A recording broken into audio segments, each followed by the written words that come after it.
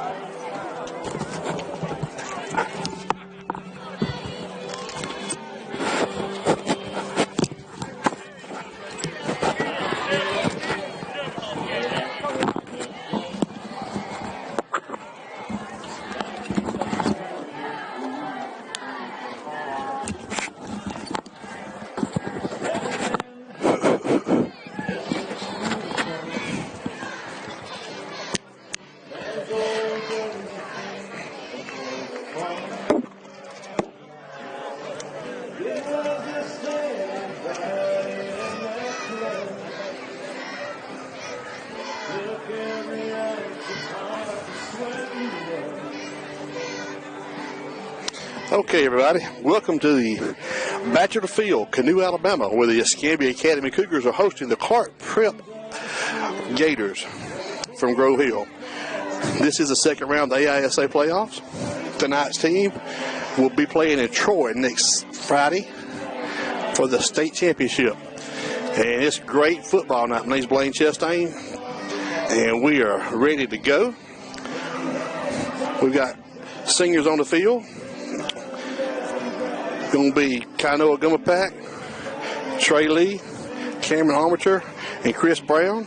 Looks like the visiting team from Clarke Prep will be receiving the kickoff.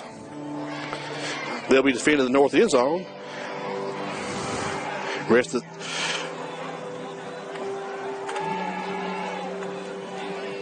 So the seniors will make that last walk off this home field, going to form the spirit line.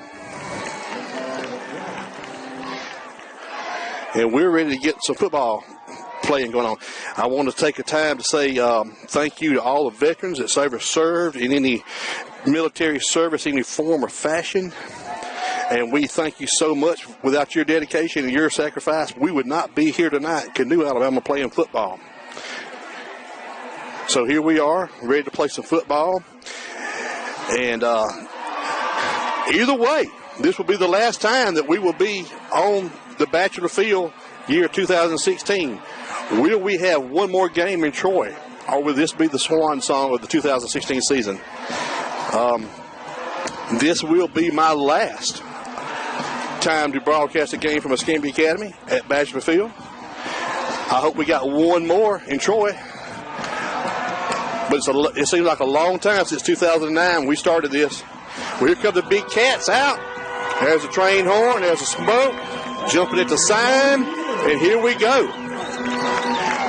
These two teams faced off in the regular season. We visited over to Grove Hill, Alabama, and Clarke Prep hosted us, and we were not very friendly hosts. We actually beat them. Can't remember the score, but it was a very good game. But we've got some injuries, and they've got some players back, so this may be a whole new game for both teams. We've trying to get things ready here. Team's getting ready, and we're going to have our spirit line cleaning up, coming off the field now. Tonight we have our JV cheerleaders along with our varsity cheerleaders on the sideline. We're going to have our dance team, our majorettes, and our band. And we got people still coming into the game. You got time to get here. And we expect a big crowd. Want everybody to get here. And let's take a break now for our invocation. Everybody tonight to Escambia Academy for our game tonight between our visitors from Grove Hill, the Clarke Prep Gators, and your own Escambia Academy Cougars. At this time, we'd like to take a moment to recognize all of those who have served in any of the military branches as a veteran. Please stand at this time if you're a veteran of any of those military services. Please join us as we show our appreciation to these men and women and their sacrifices for our country.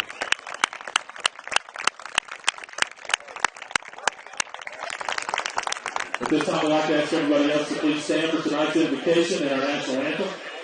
Tonight's invocation will be given by Pastor Judge Coggin of the Credito United Methodist Church. Let us pray. Father, we thank you first of all for this great nation which you have allowed us to be a part of. We thank you for this great game which we can come and watch and have fellowship together. Lord, we ask to continue to be with those who are unable to be here in this great country, but out serving and giving themselves, that we may have the freedom to be here this evening. Lord, I thank you for the players and for the coaches of these teams who will come and give themselves and their time. We ask for your protection upon them, that you would be with them, that you would put your hedge around them, and that you would give them the inspiration of which they need tonight. Lord, we thank you that for everyone who has traveled safely, and we ask, Lord, that you would be with them as they travel home. And most of all these things that we pray for, we give thanks to you for this opportunity to come before you. We ask this in Jesus' name. Amen.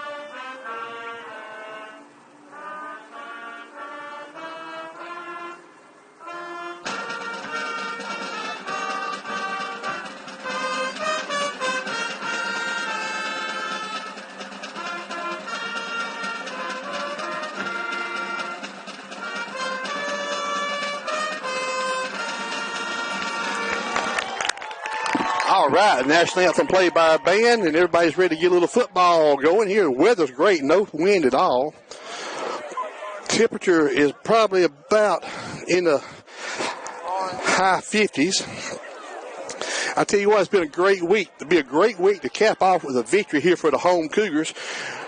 We had a great election. We had a little rain. Need a lot more. Good Lord, send me some rain. 55 and clear. Sheila, sorry you just pulled it up on the iPhone here. So we got a little rain this week. Need a lot more, but we'll take what the good Lord sends us. And now the Cougars are looking for a victory here to move on to the second round. The Cougars are wearing their home red pants, white numerals on the red tops, red helmets. And Clarke Prep looks real sharp. Gray pants trimmed in red and white with a white visiting travel jerseys with black numerals. And they got a big old team now, I'm telling you. I think they got us on the size-wise, but let's see what we got. So we got Kainoa is going to be kicking off. We've seen about 6 different people kick off this year in Kainoa last week. Really surprised us all by getting his foot in it. So Kainoa kicks it, and he puts the ball in down to about the 4-yard line. Trying knocked down by his own man at the 10. Yes, he was. Tackle made by number 4 on 4 is trying to get in front of number 10. So down to 7-yard line. Clarke Prep has an unassisted tackle to start the ball game. So we'll give that coverage. We'll give that just to the whole kickoff team as a coverage tackle. So the Gators are backed up against our own end zone. 1st and 10 from the 7. And we have 11:50. We are just starting the ball game here.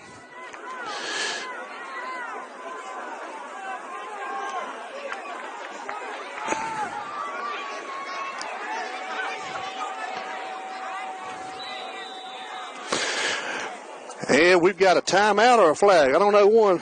Now, you know what that's going to get the Cougars, so we just lost we give them 5 yards before the first snap even occurred. Must have lined up in the neutral zone. So once you go down in that neutral zone with your hand on the ground, you are dead in the water. You can't get back up or nothing, so we give them an easy 5. So 1st and 5 from the 15. Wing T, single wing. They're going to run straight at you, nothing fancy, and they give it to the fullback up the middle. He got a first down, and he's still driving, and he's got another first. Yes, he does. I don't know if we are up at the. Okay, I couldn't see the monitor. Anyway, I just updated that. It didn't work. So, aided by the offsides call of 5 yards against the Cougars, Clarke Prep picks up a first down on the first drive, on the first snap. Ball spotted right about the 22. They got one wide right, double wing. Put the man in motion from right to left. Pulling guard. Look out. Ball's on the ground. The Cougars say they got it, and I think they do. Yes, they do. Cougars take over the old 24-yard line of Clarke Prep.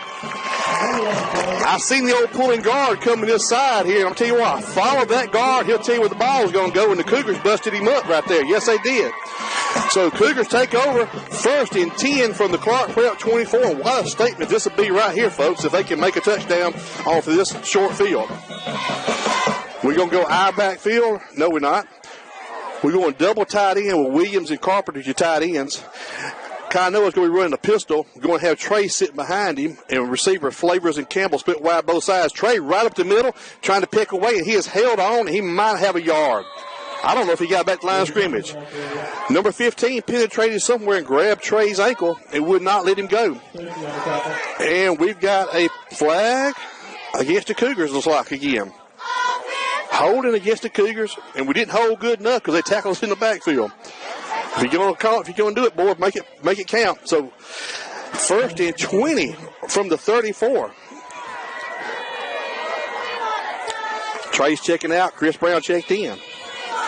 Double tight end, looks like. Going to have a receiver both sides. Flavors and Campbell. Campbell to the far side, Flavors to this side.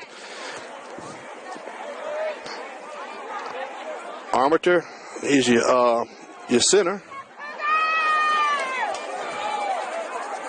Here we go. Welcome and Lineham, your right side line. Kainoa's dropping back, putting it up. Fred is just out of Fred's reach. Incomplete pass to Fred. Tonight's game is officiated by the AISA crew. I don't know where they came from. Maybe from Montgomery, I would think, or Birmingham. It's not a local crew.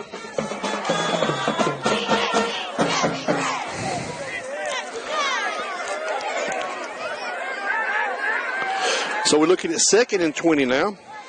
Coach Fountain was trying to go over the top. Fred tried to hit a big play right there. Kainoa was in the pistol again. Fred put Campbell in motion from left to right. Toss pitch to Turner. Turner finds a lane. Gets out of my way, boys. He had 5 yards like a button. No, he didn't. He got a yard out of that. I mean, he had such a deep toss pitch to him. I thought he had about a 5-yard gain, but he had about a yard gain. So 3rd and 19. Well, Clarke Prep come to play, and the Cougars kind of just like, they better find a little fire in offense here. The holding call put us behind the chains too much. We at 13 on the play clock.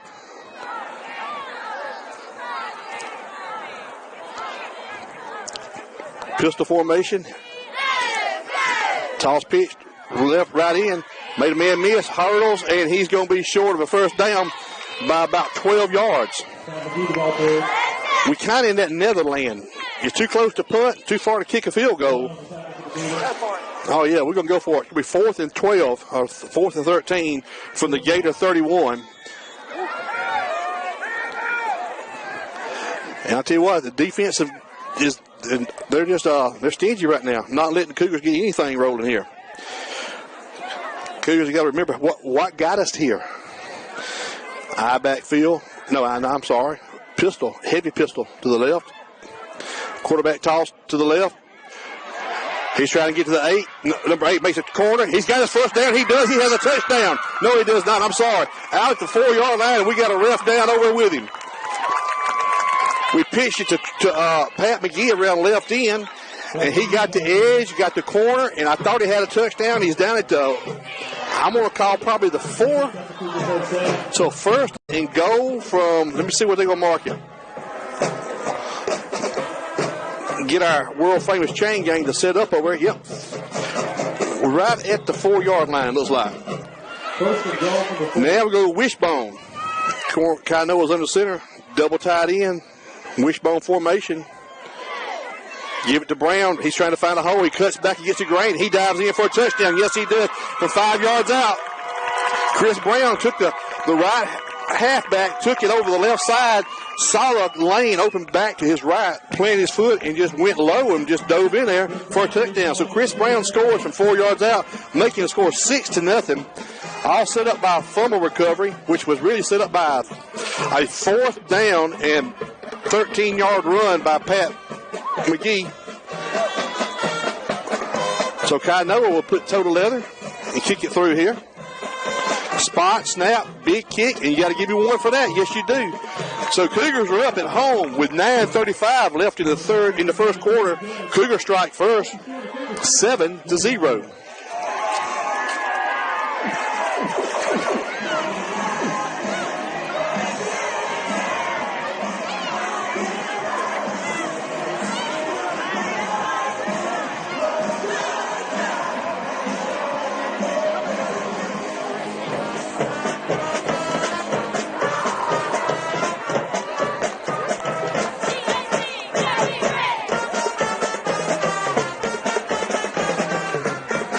So the Cougars strike first with 9:35 left in the first quarter. We're on the board with 7-0. That's every touchdown is another donation for First National Bank and Trust. So we appreciate them donating to the Cougar cause. So Kainoa will kick off again, spot the ball midfield of the 40-yard line.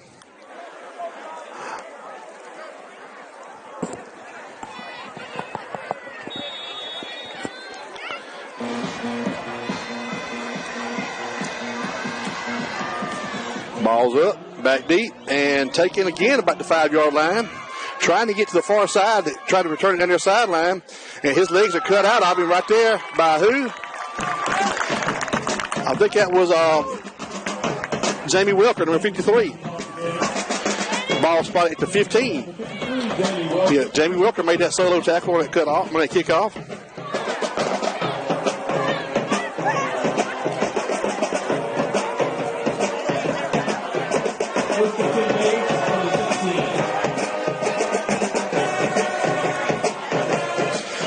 Here comes the old wing tee.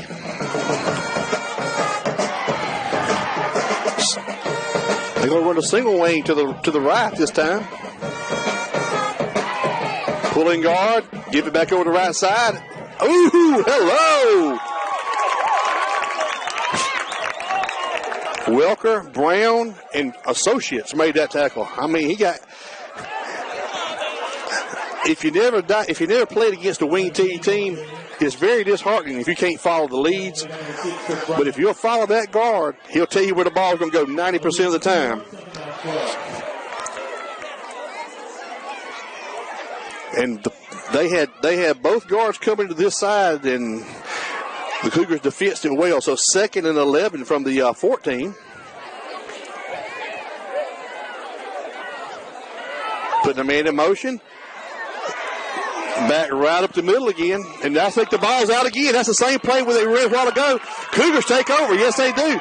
The same play they ran and fumbled on a while ago, the Cougars have produced another fumble. So Cougars go take the ball at the 15-yard line. 1st and 10 for the Cougars for the 15.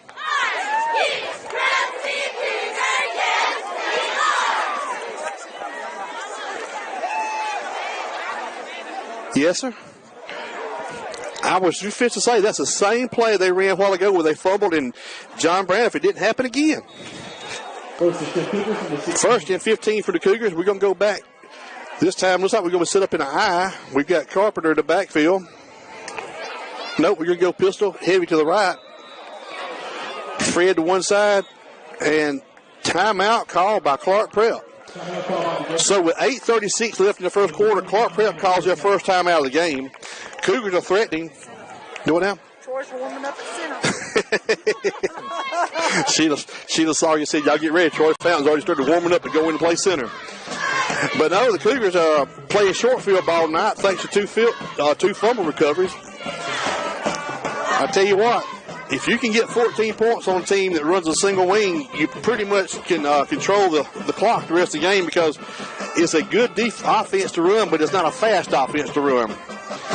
And a 14-point deficit would be hard to overcome as you continue to go through the night.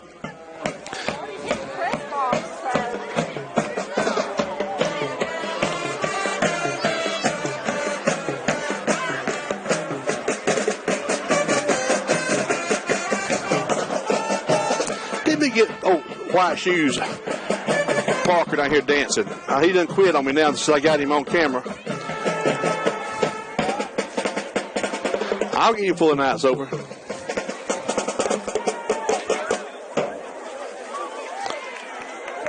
cheerleaders! Crowd's thickening it up a little bit. So like soup, the more you stir it, the more you get. So crowd's thickening it up a little bit. Get more people in here. Chris Kirk blasted out a little Leonard Skinner. Always good to get the crowd going, pumping up. So here we go. Eye backfield. Kano gives the ball. Second man through. It's going to be Turner. He finds the edge. He pulls away. He falls forward for about 3 yards.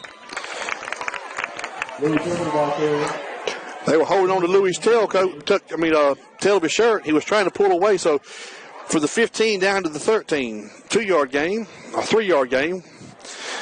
2nd to 7. 2nd to 7. Cougars.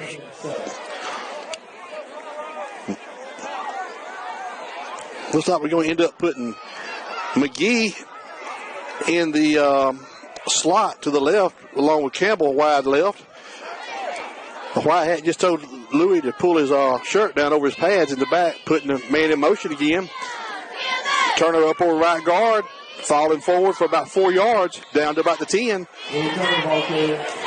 You'll bring up third about 4. They brought Pat back in motion, sort of like he was going to set the edge there and try to. You would think the ball was going to go around to the far left there, but Louis got the handoff right over right guard. 7:26 left. Third and a long 4 or short 5, because how you want to look at it. Kind of going to go to a shotgun formation with the back to either side. Asking for the snap. Kano's going to keep it, try to get around the right side. They're going to grab him and bring him down for a loss. They were ready for that play. So Gopac tries to keep the ball, fakes it to one back going across the right side, and try to get behind the other back going to the left. And too much penetration by the Gators from Clarke Prep. So we're looking at 4th and a true 7 now. Do we kick it or do we go for it? Let's bring Fred Flavors in. Going to bring Tony Williams out. Put Carpenter at the tight end position. Fred's going to go to the backfield. We had 12 seconds on the play clock. Kanoa's getting everybody in position. We got 8 seconds, 7 seconds, putting a man in motion from left to right. That's going to be McGee. Kanoa's looking. Big pressure on Kanoa. He makes one man miss, throws it out here. And does he catch the ball? Incomplete, right in front of Pat. He trapped it. No touchdown for the Cougars. Ball goes over on downs. Kanoa made a great move to dodge a Clarke Prep Rebel, a Gator. And on top of that, speaking of dodging, the Gators dodged a big bullet right then. That would have been a huge hole for them to climb out of 14 down. But the Cougars stumped their toe right there. So ball goes back over.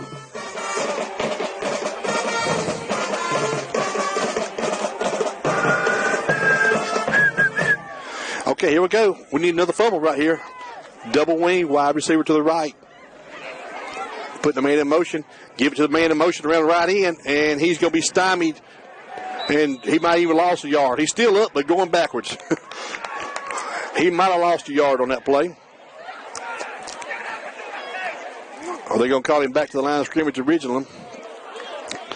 Yep, they're going to make him. Let's just call it he lost a foot, so let's call it 2nd and 10. 5:57 left in the ball game. Lynham checking out. Didn't see who checked in, but across the front, you got Hebert, Armature, and Knight on your down lineman. One receiver splitting wide. Don't see Clarke Prep throw it that often. Quarterback's going to a shotgun. No, he's under center still. I'm sorry. Putting a man in motion. Got a flag. Too much time. Back him up 5. We'll do it again. Got these fine play clocks in both end zones. One says Dr. Pepper, one says Mountain Dew. Courtesy of Pepsi-Cola bottling of Atmore, Alabama. The Matthews, Ash, and Colville family. Appreciate their support over many years. So, you'll be 2nd and 15 from about their own 6-yard line.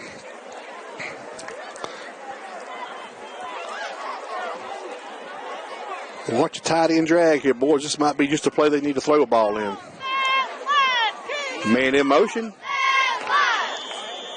And we got another flag. White Hat called this to the backfield. I think we have illegal procedure against Clarke Prep. Yes, sir. The man in motion got him. So back him up another. Well, yeah, we can back him up 5. We're going to go half the distance to goal. Went half the distance to the goal line. So with 5:29, Clarke Prep is sitting at their own 4-yard line, looking at a 2nd and 20. 2nd and 20. Probably more on 2nd and 19, but we'll take it. Quarterback's under center. And tries to give the old fullback, and one time, nothing. Maybe the gain to the 5, maybe a yard gain. Clarke Prep brought a good crowd with them on the road game here.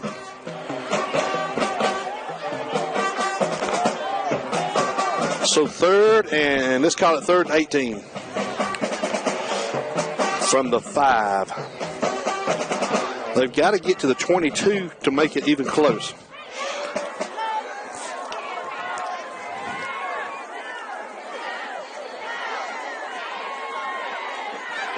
Around right end he goes for a gain of about 5, and he's back to the original line of scrimmage. So you're looking at 4th and 9 at the best for the Gators. Probably been their longest run of the night. So we're dropping back in punt coverage now. We're going to drop back Kai Noah, and we're going to drop back Chris Brown. Did not see them warm up. Number 54 is their punter, and he's a lineman now. Ain't no doubt about that.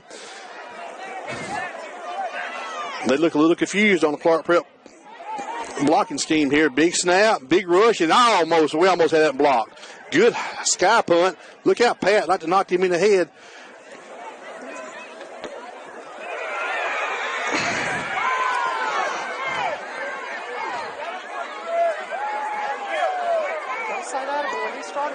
He did. That was a foolish play right there. I'm telling you, that'll get you a penalty, get you thrown out, or get the ball turned over, you tap it. There's no sense being around that ball like that, but I'm just calling the game. I'm not coaching the team.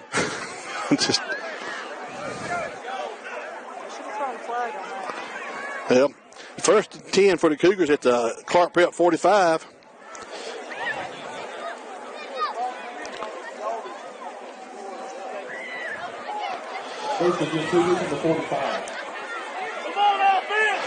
So here we go. Cougars are going to go back. What we going to do? Going to the pistol with Brown and Turner in the backfield. Snap. Brown right over right guard trying to find the edge. He turns it outside. He's at the 40. Makes a man miss. He splits the middle. He's up to the 25-yard line. Brought down to 23. He split 2 defenders out here. One was being blocked by the wide receiver, Fred Flavors, and Chris just turned the afterburner on, and he's at the 23-yard line. Same formation.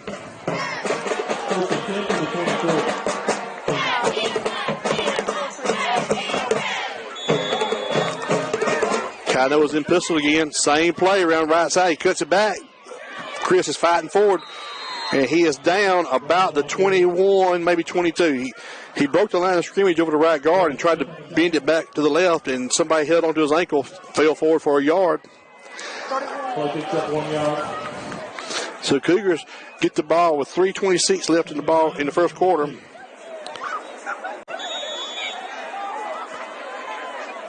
Jason Hebert wants to say hello to you down at the all women's ladies retreat. I didn't think that sausage dog tastes quite as good as it usually does. It's pretty doggone good tonight, but Jason Hebert wasn't here to cook it. I want to say hello to all the people at the retreat from First Assembly of God Church.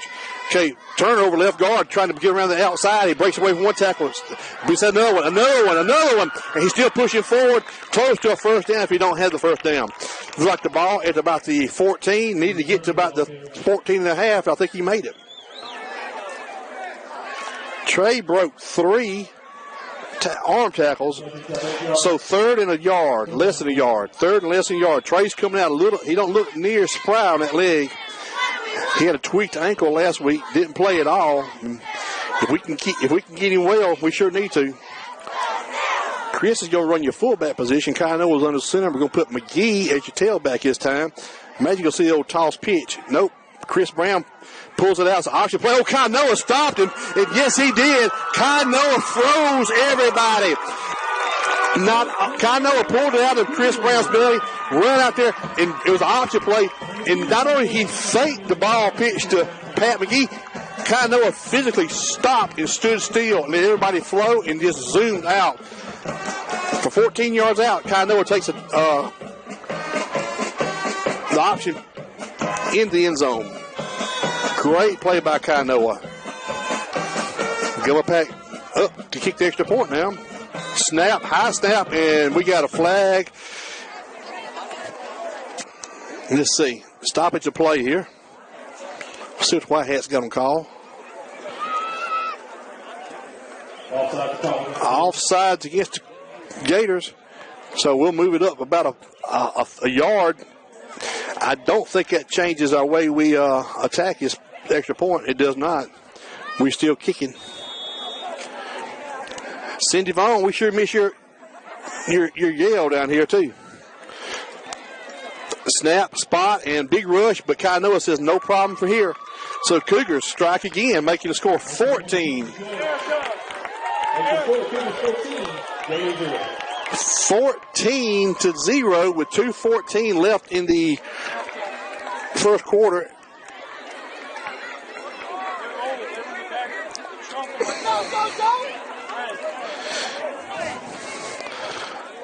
What we got going on back here, Sheila? Anything behind us? Everybody ducks when the camera comes around. Oh, yeah. All I can say is none of my kids are driving right now. They all here at the ball game, I think. So, Cougars will get the kickoff instructions again.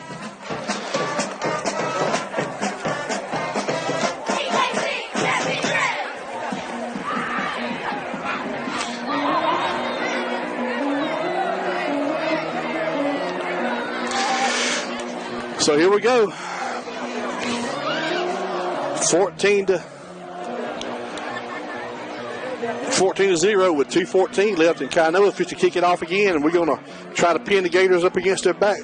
The goal line. Kainoa kicking from left to right.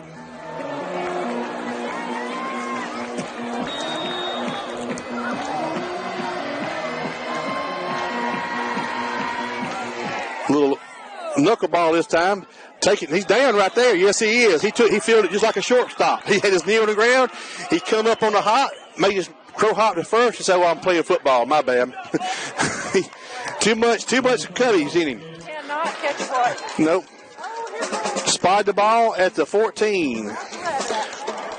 So, we got a little dance action going on down here. Yeah.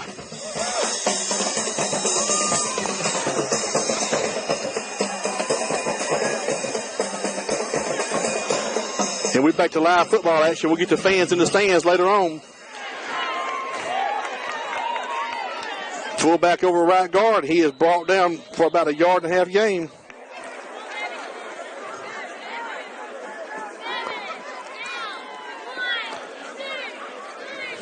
Thomas the ball carrier.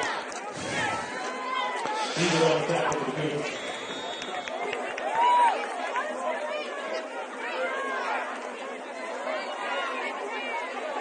So picks up 3 yards, second down, 7. Second and 7 for the visiting team from Grove Hill. Right end's going to be tried this time. He is falling forward. They gave it to the second back around the right end, and he picked up about 6 on his time. Make a gain. Going to make it third and about a yard for first down.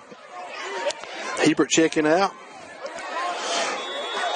He's going to leave Lynham, Armature, and Knight across your front line there. Carpenter, Welker, Turner, and Brown, your linebacker. Everybody, we up in everybody's face because they don't have any wide receivers for real, for safety. 22 goes around right in. He's got his first down. Yes, he does. He'll fall just across the line to make. So, a new set of chains for the visiting team from Clarke Prep.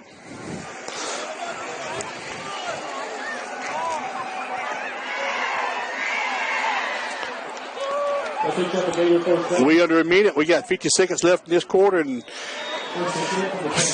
first and 10 for the Gators at their own 25-yard line. Got to get to the 35 to pick up a first down. Cougars need to get stingy here. One receiver split wide to the right into the boundary side over there. Quarterback's under center. Gives it to the fullback right up the middle. He falls forward for about 4 yards. Jamie Welker hanging on. About 3 yards, so up to the 30, up to the 28. Thomas ball carrier. Could be second and 7. Second and 7. Picks up 3 yards, second down, 7. And we're going to have the end of the quarter. So the Cougars go to the end of the quarter, leading by 14 at home, 3 quarters away from going to Troy to face the winner of the Autauga. It's already the one they played last night. Who they play? Lakeside. So Autauga, Autauga won last night 49-0. So I want to say hello to all my Autauga Generals watching the game now. I know y'all queued in watching it. Y'all tell Andy Whitland I said hello. Dawn and all that. That's a good family up there. Anyway, here we go. So Autauga's waiting, and we're trying to get to Troy. We're 3 quarters away from Troy. I had to drop package thing.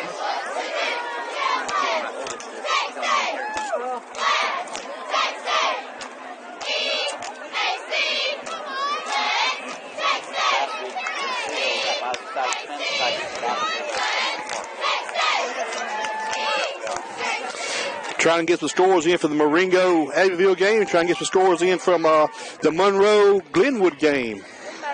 If anybody's got any scores and want to send them in to us, let us know. We'll be glad to pass them along. When we come back to live, here's your game reset. We're fixing to start the second quarter. Cougars are up 14-0. Clarke Prep's looking at second and 7 from their own 28-yard line.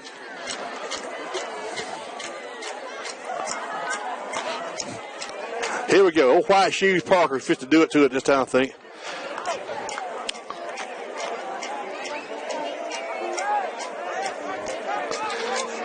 Well,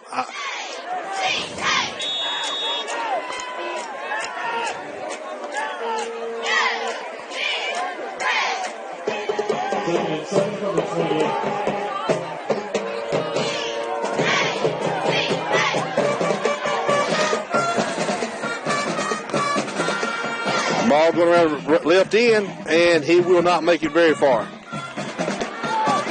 For about a 2-yard gain up to about the 30-yard line. So it's going to be, they'll be looking at third and about 5. They have got to get this ball and make a little gain. They do not want to punt right now, going down 14-0.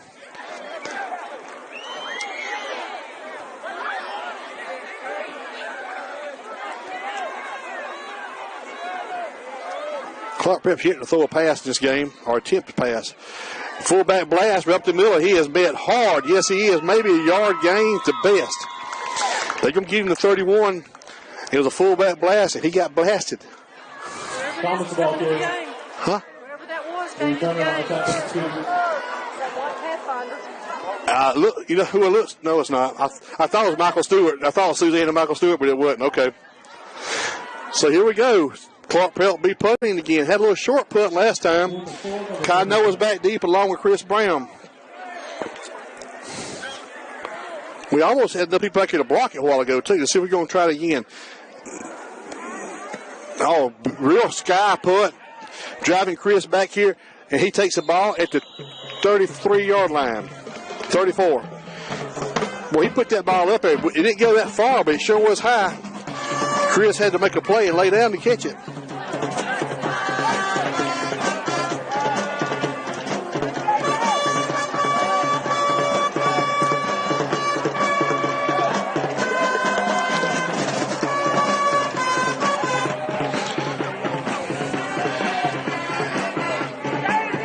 Wow. Glenwood up 10-0 against Monroe Academy, and then Monroe comes back and scores 14 unanswered points to go ahead 14-10. That just come in from the hydro stream. And no report from the Abbeville Marengo game yet. Cado's going to take it. Rear back, throw it, air it out here, and one-on-one, and adjustment made, and down the sideline, Fred Flavors goes down to about the 12-yard line. Fred had to wait on that ball and down to about the 12-yard line.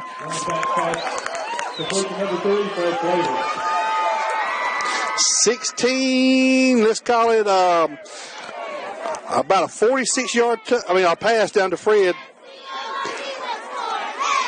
Kind of had a little pressure on the back of his arm there and just stood in the pocket and threw it up there. And Fred had to kind of wait for it, made a great adjustment, and he's down to 12. So Cougars, deep strike, one play, 1st and 10 from the 12-yard line. I formation. Receiver split both sides wide. Go toss pitch around the left side here.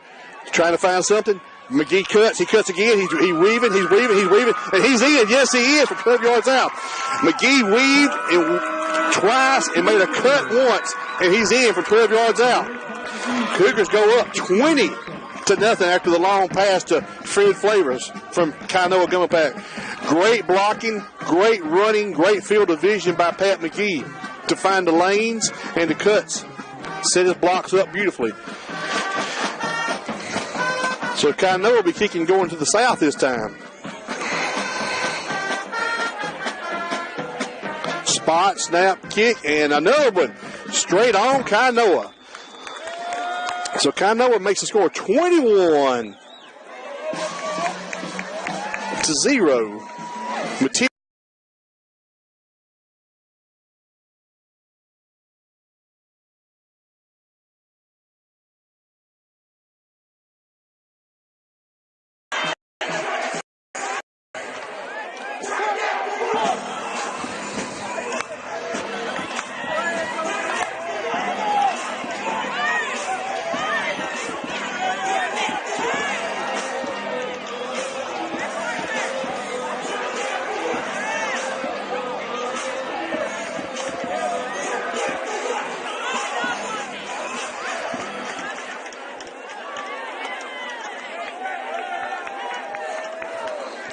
So here we go. Kainoa will be kicking again, spotting the ball right on the 40, right in the middle of the field. Kicking from the north to the south, from the baseball field to the train tracks. Delivery. Thank you. So here we go.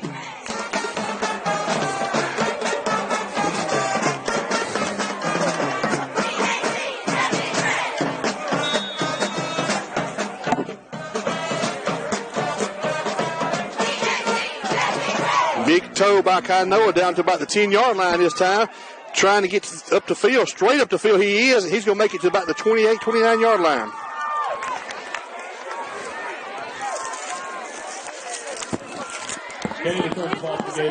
Huh? Did you say Glenwood was ahead? They were ahead 10-0, and then Monroe came back and scored 14, so it's 14-10 now. Shut the front door. Wow. Loses 10 Gators from the 29.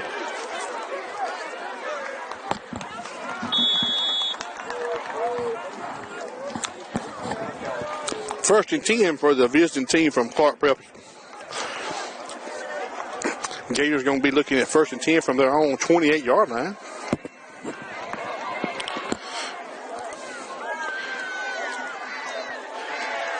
Oh, we're going to have a pass. And he is wide open. He fooled everybody. He was wide open. And I can say that's the only pass Clarke Prep has attempted tonight. And he just overthrew number 3. He had a first down easily. Fred Flavors had what we just call general area coverage. He was behind him about 10 yards, but he could have closed on him, but he would have had a first down had he caught the ball. They don't throw it often. When they do, they expect to hit pay dirt. They are mad about, not mad, but that's one they're going to hate to miss right there because they had the play they called up. 10 minutes left in the second quarter. The Cougars are up 21-0 here at Bachelor Field. Late entry for the Gators. Play clock's at 3, 2, and they call a timeout to save it. We're not going to get the play off. Coach Hamilton called the play. That is the second timeout of the half. I think it was too. Anyway, I can't laugh too hard, Sheila. Fallon got one last week, and she was in the drive. She was at the driveway when he stopped. She said, "I live right there." He said, "Should have slowed down." Yep. Somebody here got a ticket a while ago. Y'all saw the lights, but they came to the ball game after that, so they were almost here. Glenwood was up 10-0, and then Clarke Prep, Monroe scored 14, so 14-10.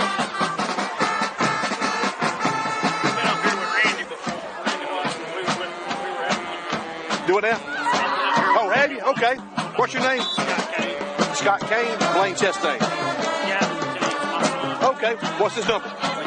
22?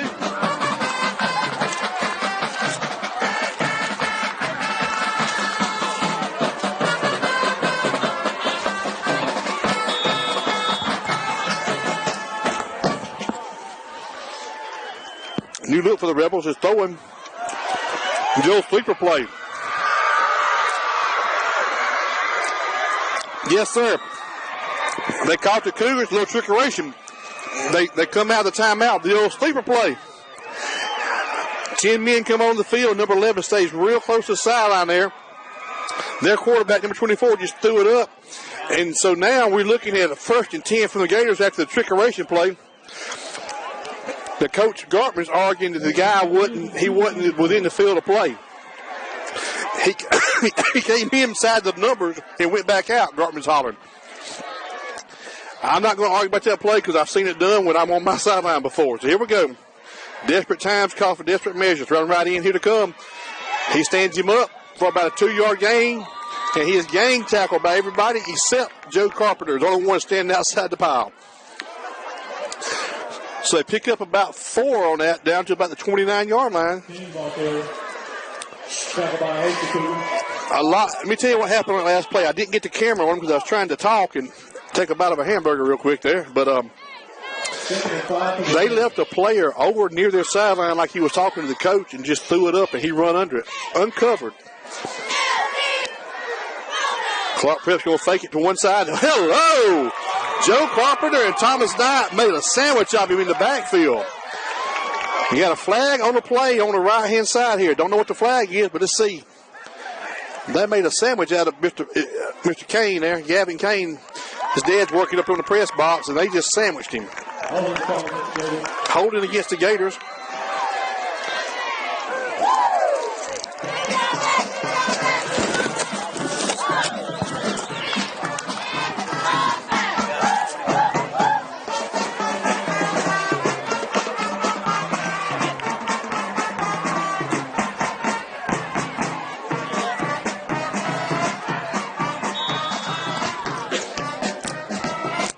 Just got a score in from Linden, Alabama. Abbeville Christian 17. Marengo Longhorns 14. Come on, you horns. Y'all whip it out, hell. Quarterback's going to roll, look for a pass out here. Yes, he does, and yes, he does. He is drilled hard, but he made a great catch. Same play they hit a while ago. Same play they tried to hit a while ago and missed. So they pick up about 10 yards on that pass back to the 30-yard line. Gonna make it 3rd and about 5.5. 3rd and 5 from the 30. Got to get it over the 25 to pick up a first down. That's the same play that they missed on a while ago, and they came back to it, and a 10-yard reception, stung quite hard by Chris Brown, it looked like.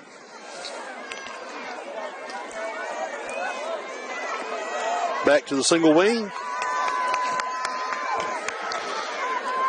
Give it fullback blast. He's hit. He got out. He's still rambling. Boy, now that's how a fullback's got to run that play right there. No regard for life or limb. He hit that thing wide open, got hit, stood up, spun off, and number 30 shows you how to run a fullback blast on the wing tee. Knight checking out. Hebert checking in. Knight like he got a cramp or something. We are the walking wounded. We got to get well. 1st and 10 from the Cougars on 20-yard line now. Putting a man in motion from right to left. Number 10 is going to take it. No, number 24 pulls it out. Up the sideline he goes for about a 4-yard gain, looks like. He fooled me. I thought he gave it to the fullback up the middle, but the quarterback kept it around the left end, and we got a man injured. Hope it's nothing serious, more than a cramp. So with 7:51 left in the ball in the second quarter, Cougars are up 21-0. We got an injury timeout.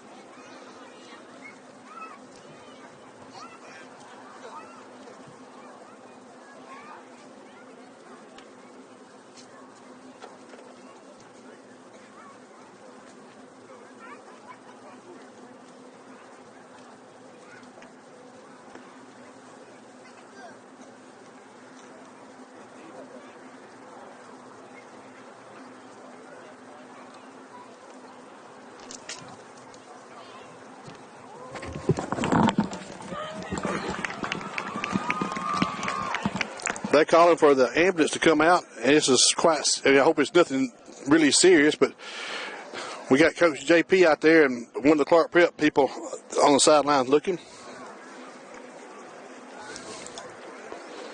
Dr. Harris making his way out on the field now. And we're going to say a prayer and just hope it's just more than a cramp or maybe a pulled muscle for this young man here. Knee. We get the indication somebody pointing to his knee, but they up at his helmet talking to him, and they hadn't took his helmet off yet, but they're going to handle this with the utmost care, and so we're not going to put the camera right on the young man and give him some donate. Everybody's going to huddle up here. Everybody wants a good hard game, but nobody wants anybody injured. He's got his hat off, so that tells me something. Do it. He's got his hat off, so that tells me something. Is it just a neck? I need the helmet. Okay. You run the one Scott got. All right, might as well start sending somebody, find somebody. Get Jamie. Jamie over there, somebody.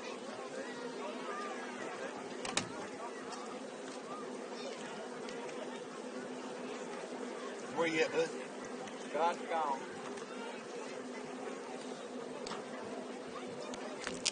Oh, come back up this way. come back up here. Janet's sitting right here, her and Caitlin sitting right here, about 3 rows up. Sit there and I'll get you to come up here with her. Come on in here, sit with her, see her on the right down here. I see you now.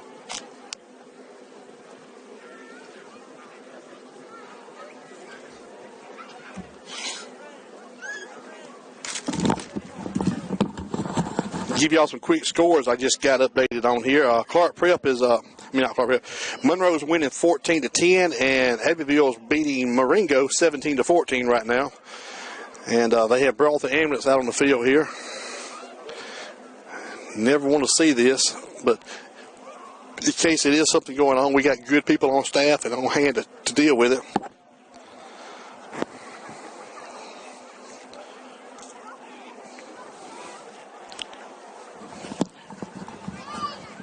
Right there, Vic.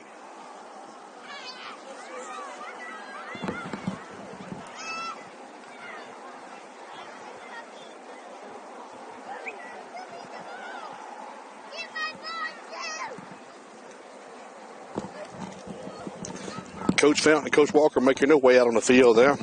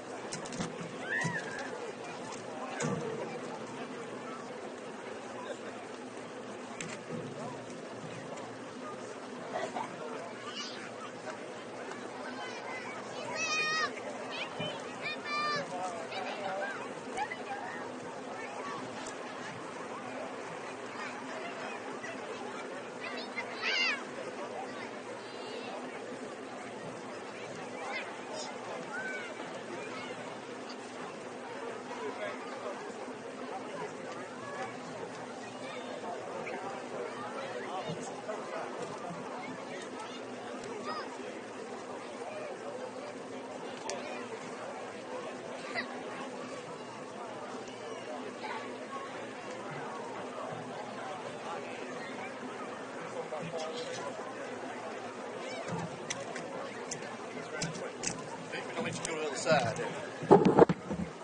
Tim Lewis is big. Tim, he's the IT guy here at the school and also at the store. Big from a Cardinal salesperson. He's over at Clarke Prep, not Clarke Prep, Cottage Hill Christian. Okay, Coach Fountain making his way back across the field here, checking on the young man. And as soon as we get an update of what it is, and families gathered up, coaches gathered up. You know, Coach Walker, he used to be the headmaster at Clarke Prep before he came over here, so he knows a lot of those guys there. And any idea what happened?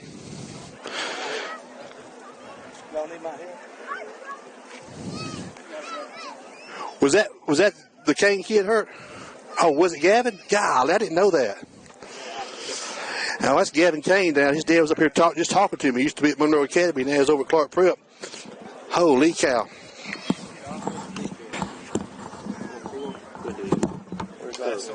Road, defense, or kick. Okay.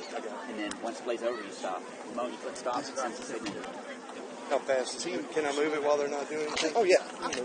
Yeah. You can also zoom in by pinching, zoom in and out. So you still well leave it like that. Whatever you do, don't push the stop broadcast. If you do, it kind of messes everything up. Yeah, just leave it like it is. Even at halftime, you just leave it as it is. Oh, either that or cut it off and then cut it back on. Yeah, because sometimes if you leave it on, he can't pick it up over there if you leave it on for a long time. That's what he says. Yeah. This, we can't see it. Actually, we can pull the video. What's wrong? Look. Messing with his head. He is moving his feet. So you got the clock. This is hard to do when it's a one-man show, but I'm able to be up here today, so I'm trying to run the clock for him. You can also do your, possession or not. You can do run commentary that scrolls across the screen. We don't really do much of that. Keep your scores. If you make, yeah, who's got the ball. At any time you make a score change or possession change, just click update. The clock, though, I've been playing with this for the first time tonight. It's not too bad. Start, stop. You don't have to click update every time. This goes directly. This one. Yeah, but this section right here, you modify anything in this bracket, you got to do update every time. Like the other one, You see the score. You see it at the top there. The one thing Blaine and I don't like about it, you don't have a chat window here that you can see. However, we normally open up a. Don't you have it right? What is this right here? No, that's broadcasters. That's everybody. Okay. But what we'd like to see is a chat session here. But what I normally do is I try to keep my phone up and going with the application running, and then I can respond to anybody's chat session. Okay. What's great about it is it doesn't really take a high-end camera. You can do it with an iPhone or iPad. The problem with those is He's up and going to he's on the ambulance now, and they're going to take Gavin to the Atmore Hospital here and check him out. And let's just say a prayer for them tonight. Hope everything goes well. Number 22 from Clarke Prep.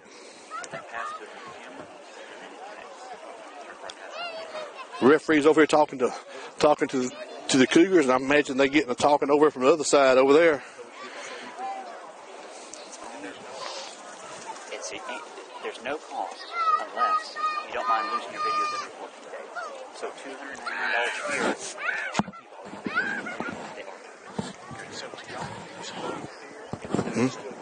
Yeah, but this don't have nothing to do with huddle.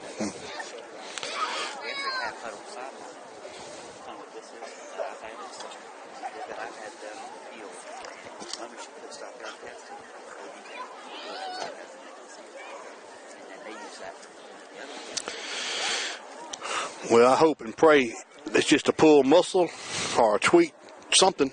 But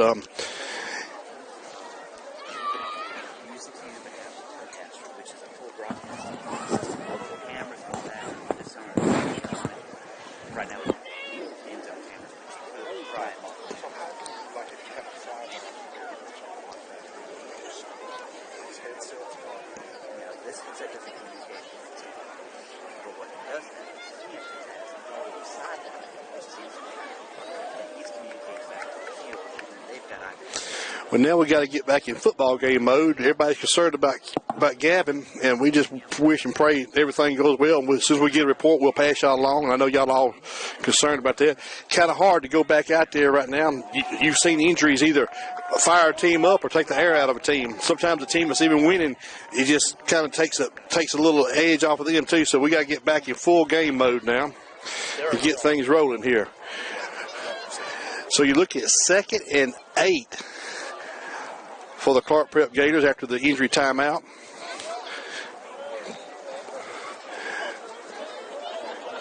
Every person is pivotal in a game like this, and so when you have a starter go out, that hurts you everywhere.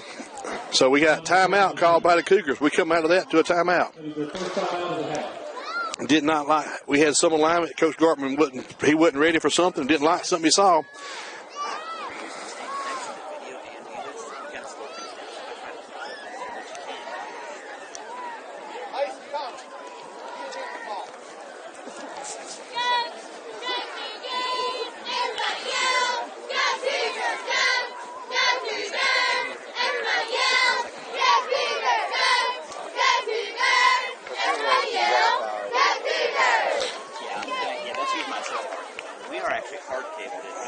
That cell phones do that every few minutes.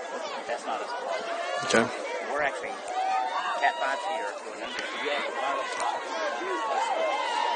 that cell phone $700. If we had a good line in here, we'd be just plug and go.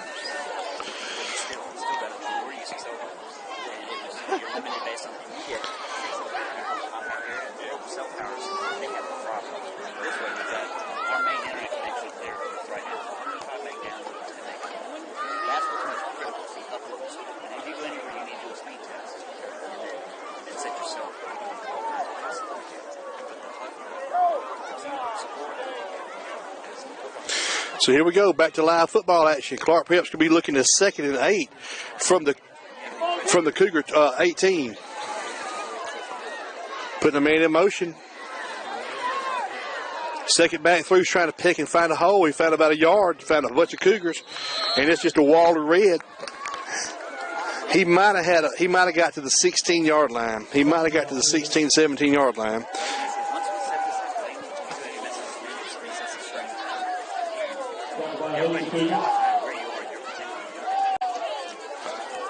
So third, and let's call 3rd and 7 from the, let's call it 16. 3rd and 7 from the 17, I'm sorry. 3rd and 7 from the 17. 7:18 left into halftime, and the Cougars are trying to pitch a shutout here in this first half. But the Gators are threatening. Man in motion. Give it to the fullback through. He fumbles down to about the 15-yard line. I didn't mean the word fumble. He stumbled. He tried to back out of that pile, and he was held on by a shoelace. So 6:55 left to halftime. The Cougars are trying to go for a shutout here. Clarke Prep's threatening be 4th and a long 6 from the 15. They got to get the ball just over the 10 to get to it. Short 6, long 5. They put the receiver wide to the right. Don't think we're in a throwing position. I think we're going to just power football here. Quarterback's under center. Second back through, finds the edge. He's trying to make a man miss. Oh, man, wiped out short of right at the first down. I think his own player was trying to make a block and actually took him out. And that's going to be right at a first down or short of a first down. Let's see. His own player actually got in his way. I think he might would have made it without that. Well, if he just could have went straight up with that. Holding against the Clarke Prep Gator, so we don't even have to worry about how close he was. We're going to back him up 10 and make it 4th and 16. And it didn't make it anyway, so the Cougars take over on the change of possessions. They declined the penalty because they did not pick up the line of gain. So 6:19, Cougars hold. Deepest threat by Clarke Prep of the night. So we're looking at 1st and 10 from our own 15 and a half yard line. 15 and a half yard line.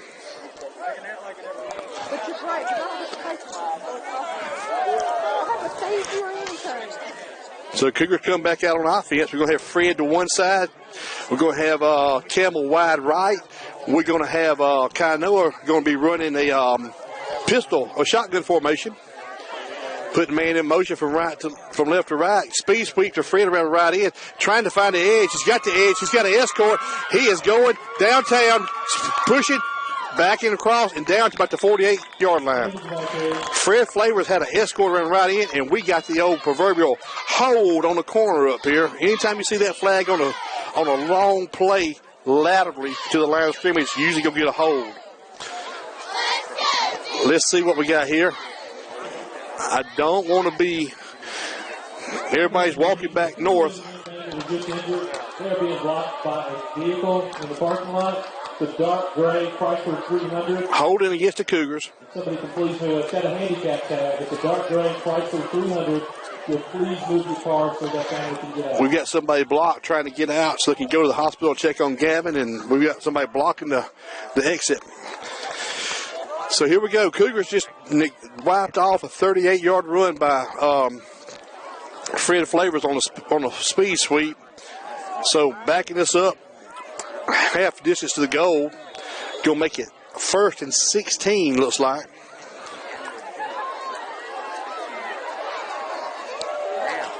Just kind of know a throw against the line. We're going to go back to the pistol. Putting a man in motion again, faking it. Kainoa is going to try to keep it over the left side. He's pecking and dancing up for about a 2-yard gain. Up to about the 6. Didn't get very far.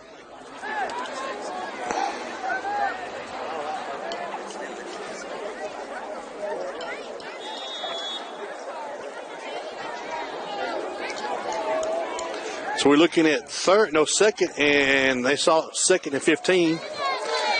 Fred to one side, Campbell to the other side.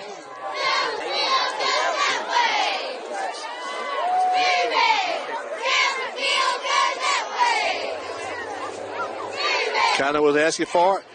Give it to Turner over left side. Over the right side, he breaks out there. It's a foot race. He's got his first down and more, and he's down to about the 35-yard line, looks like. I thought Kainoa actually kept that ball, but Louis left around right in with it in a flash. Picks up the first down to the 35. Got a kid down. Got Clarke Prep is dropping. My gosh, that's their second one to go down. He is holding his knee. Hats off, and he is holding his knee. Coach Hamilton's right there over him talking to him. And they cannot, in 2A ball, you cannot lose a player. Every player is vital to your team. So with 5:15, once again, we're taking an injury timeout here. Cougars are up at home by 21.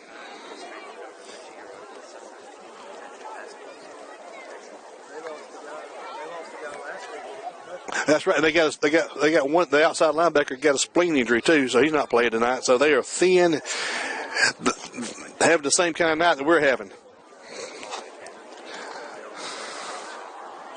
So anyway, let me get a picture. I'm gonna get a picture of Ditto getting a picture of us. Look at he can hear us down there. Hey, Ditto. Like I said, this is my last night ever being on top of the press box here at Escambia Academy, and Ditto is going to take a picture of it, and I don't know what we're going to do with him. We'll have him. We're going to keep it forever. Oh, yeah, and it's going to mean a lot. She'll keep it forever. You're going to make me cry now. You better stop. You ain't heard nothing. Go see the speech I wrote. Let it go. I'm waiting next week till we get to Troy. So they got it. They got number 4 up on the sideline over there, and He's not running off, but he don't have far to run either. But he's just getting off the edge there. So we're gonna see how. Hope he gets that little tweak worked out over there, and get back to live football action here. Boy, it's been a slow stop of the game tonight. I'm trying to see if we got any more scores coming in from around the state, and we do not. Last score I had was Autauga won last night 49-0 against Lakeside. So we will be fighting the Generals one more time. We lost to them here at home by 7 during the regular season, and we were kind of thin that night. So anyway, here comes we're going to have Campbell wide left here. Fred in the tight side on the boundary side up there. I backfield, Kainoa's under center, and we got offsides, and I don't know if it was Pate or them, but everybody moved at the same time. Usually going to give the offense on that kind of call. I think Pate was trying to get ready to do a little pass blocking. He was coming up and getting ready. And Zach Kuhn comes in, and Pate's going to come talk to Coach Fountain about it. That ain't never good when you hear JP holler. No, JP calling him. So anyway, boy, Pate's grown up making a big old nice strapping young man. I don't know what all the discussion was about. Everybody in the stands, even the blind man across the road, saw that. I don't know why we had to discuss about it. But anyway, getting the money's worth. They drove a long way. They want to talk about it. So here we go now. 1st and 15 from the 30-yard line. Now we're going to go to a pistol with the back to either side. No, a shotgun to the back to either side of Kainoa. Kainoa's dropping back, looking, trying to set something up over here. Throws it over here, and he's wide open. Campbell is at the 50, 45, and he's out to 47-yard line, 43-yard line. Gary Campbell was wide open. He had to actually turn and wait for the ball, and still nobody was in the frame. So Gary Campbell picks up the pass for about, 35, 10, 20, about a 27-yard pass reception by Campbell. 1st and 10. 1st and 10, eye backfield. Going to have Turner back. No, have Chris Brown dotting eye behind Carpenter. Brown right up the middle. He's picking, he's looking, he's splicing, and he's down to the 35-yard line. Then we got a flag on the play. Got over here. I don't know if it was on Carpenter or 15. I think it was on 15. Personal foul against number 15. Him and Carpenter got tied up way back behind the plate, and I don't know what happened. Everybody's trying to either, I don't think, congratulating JoJo or trying to calm him down, but JoJo's kind of he's kind of shocked that the hand went the other way. Usually Carpenter's involved in those penalties, but so here we go. A step off of 15 more makes it first down for the Cougars. Personal foul against the Gators. So the ball will be sitting right at the 21-yard line of Clarke Prep with 4:52 left in the second quarter.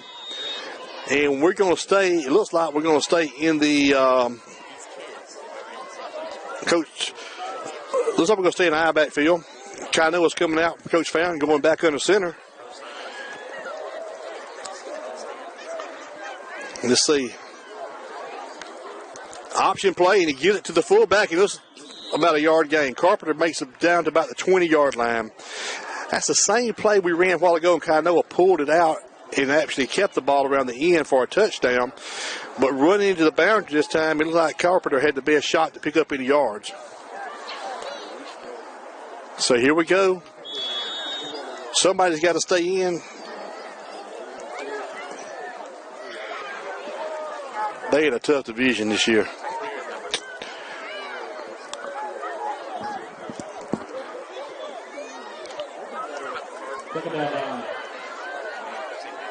Here we go. Wishbone. Third back through is going to be Brown. He ducks trying to find a hole, and nothing opens up, and he might have lost a foot. So we're going to look at third and about 9. Yeah, that was a wishbone, and Chris he'd run up in the line trying to find a lane and nothing. I mean, Clarke Prep had the defense everywhere. Nothing opened up. Tony Williams checking back in, tight end. Tony's played a great blocking tight end for us this year. Great blocking tight end. Going to have a slot man to the right along with Camel. Pistol. Kainoa's dropping back. Spot pass over here. Hits Fred. Makes a man miss. Up the field he goes. Does he have a first down? He's got more than a first down. He's got a touchdown. Yes, he does. Fred Flavors spot pass out here. Made one man miss, and it was just a foot race to the corner. And Fred Flavors comes in for 20 yards out on a little pass from Kainoa Gumapack. Great block by, I believe that was Gary Patrick out there blocking. And so the Cougars score again with 3:08 left in the second quarter. Cougars strike again. Kainoa waiting to line up stuff here.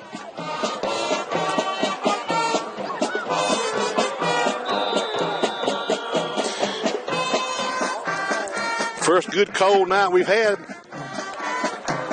We've got stoppage of play here. Let's see what we're going to call.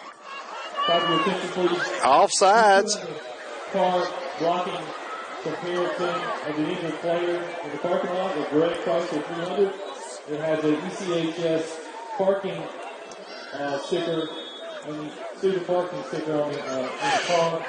Greg Price at 300. If you please move your car. Kainoa gets it up and it gets through. Good, had a big rush on, but Kainoa's no facing him.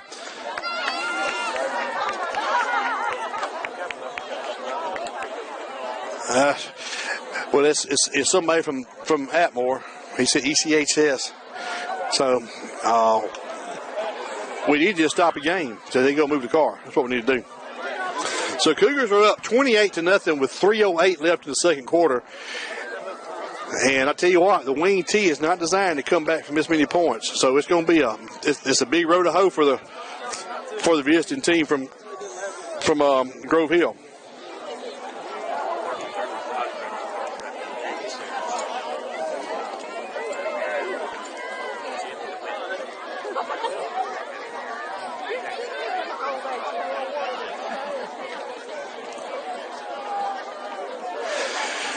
So Kainoa's got the ball spotted on the 40, in the middle of the 40. Midfield, kicking from our right to our left. You know, Trey hadn't played tonight at all, I don't believe, and that's a good thing. We ain't had to have him. We need to get him well. I just realized I have not seen Trey Lee on the field, so if we can get by tonight without him, and right now you got to like your chances. He needs to heal up. We're going to need him for all 4 quarters next week. Kainoa's up, kicking. kicks it, and the ball's going to go down to about the 7-yard line this time. Wedge right up the middle. He's got a lane. He's up to the 30, 35. He's up to the 40. Nope, didn't quite make the 40. He's pounded down at the 37-yard line, 38. So they take over 1st and 10 from their own 38 after a run back of about 28 yards.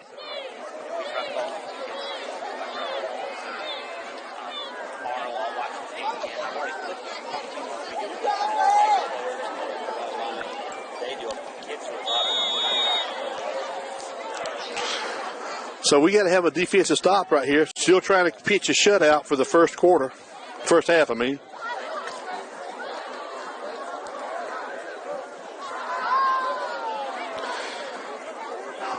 Wing tee tight. Everybody's tight. Put the man in motion. Give it to the fullback through, and he's going to pick up about 2 yards. And no, they're going to give him about 4 on that. Just a scrum. I mean, I'm talking about it's just 3 yards and a pile of dust in this ball game. And dust is the right word because it hadn't hardly rained. I mean, we got a little bit of rain Tuesday night. Coach Fountain, but the grass is not growing anymore, and no sense putting the sprinklers on them now. Last game of the season. And so here we go. So we're looking at second. They actually give the young man 5-yard gain. That's pretty good. Number 3 split wide to the right over here. Don't think we're going to be throwing it none. Give it to back around right in. He's aiming for his first down, and he's going to be stopped short of it. Short of the 39-yard line where he's at. So you're looking at 3rd and about 4. 3rd and about 4. 3rd and 4.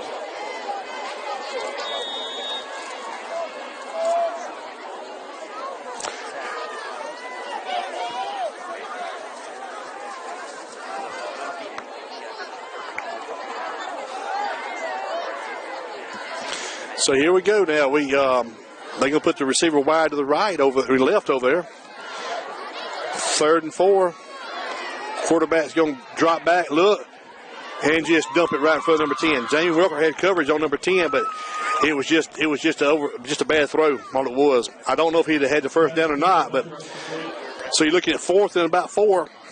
Do they punt here with 1 minute and 31 seconds left, or do they leave it on the short side of the field if the Cougars hold? Billy Hamilton's making up his decision. Looks like he's going to go for it. 4th and 4 to the 44. At this point, play clock's at 18, and number 24 is Huston. 12. They are tight. Nobody out wide. We're going double wing. We're going single wing to the left. I'm sorry. Quarterback's going to give it to number 10 around left end. Tripped up. No, sir. Ball goes over on downs on the 45-yard line.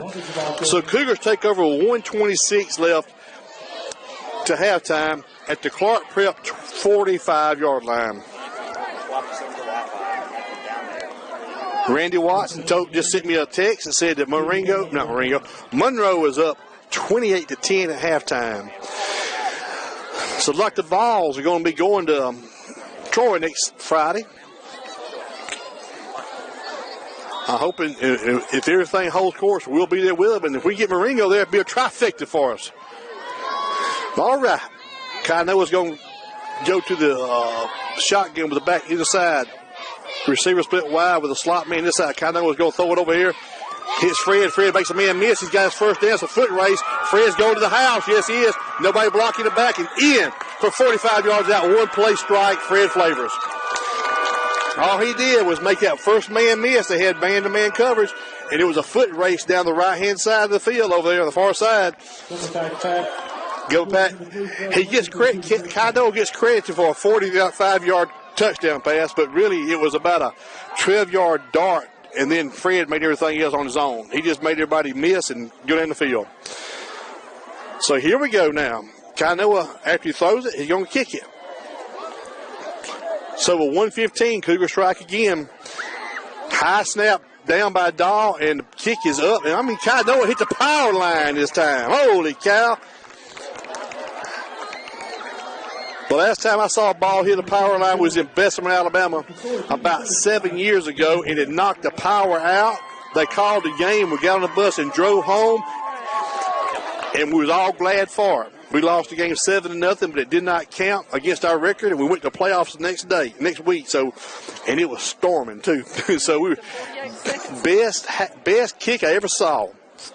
They scored. They kicked every point and blew out the power line by hitting the transformer in the end of the end zone.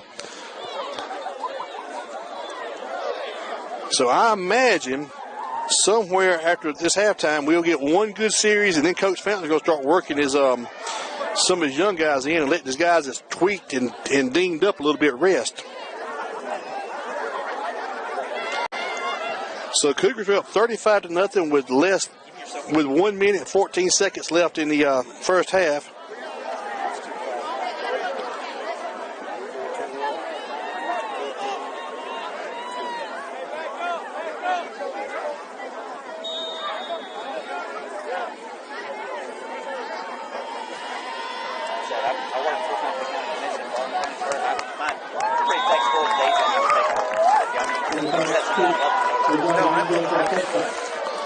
Oh, I missed the kickoff. What happened? Out of the end zone for a touchback. Huh? Out of the end zone. Oh, kicked it out of the end zone? Kano did? Son of a gun. I mean, Kano just gets stronger as the night goes on longer. I missed it. I was trying to update the score. So we got 35-0. The visiting team from Clarke Prep has the ball on their 20 with 75 seconds to halftime. They've completed one pass, and it was a trickeration pass. They actually completed two. The trickeration pass, and now all you're going to see here is straight ahead running. They don't want to fumble. They want to kill his clock and don't want to give the ball back to the Cougars for halftime. So, fullback blast for about a yard, maybe two. I shouldn't really say fullback blast. It's just a dive play because they got a single back in the backfield and got two wing backs. So I think it's just a dive play. If he was running an I, it'd be a blast or a veer or something like that. So the clock is running, and they gotta get one more snap off, and we're going to halftime.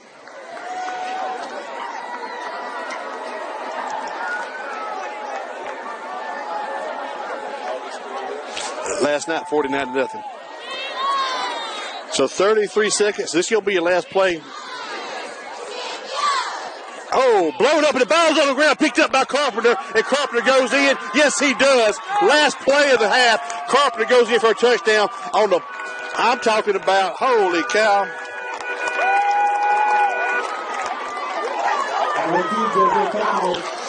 Joe Carpenter picks it up, scoop and score from about the 20-yard line out. They were running. It was just going to be a handoff to the back over the left guard hole, and he was blowed up. The ball come ajar.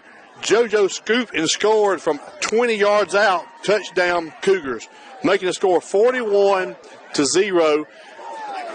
Waiting on the extra point here.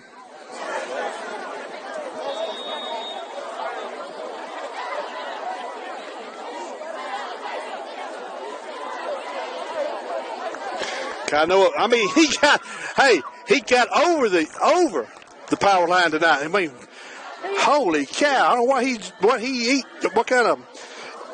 where'd that leg come from tonight? This is his last time on Bachelor. Blast out of Bachelor Field, make you kick him a long way, Sheila's hip.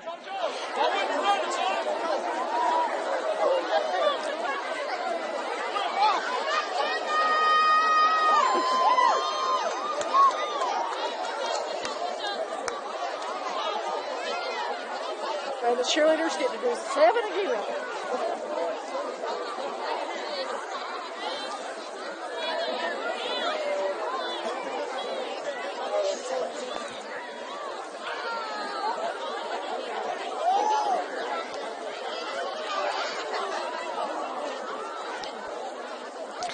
I hear the band warming up. Each touchdown, what is that going to be? I think it's $50 for every touchdown and $25 for every extra point. I mean, not an extra point, but every field goal. So get that money. So here we go. So Kanoa is going to be kicking off from our right to our left. And this last minute and a half has lasted forever. So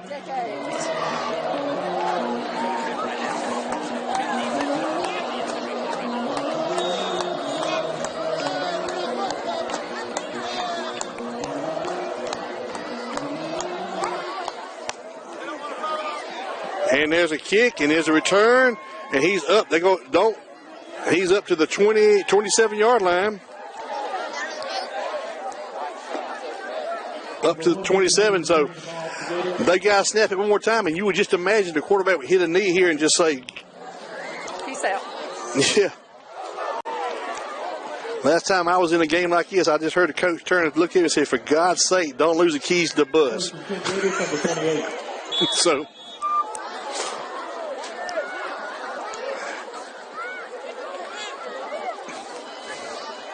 Tony Williams checking in late. Go see some new numbers and coming in here. Quarterback's under center. Man in motion. Fullback right up the middle again, and he's still fighting forward. No quitting this team of Gators. And that's going to be your last play of the half.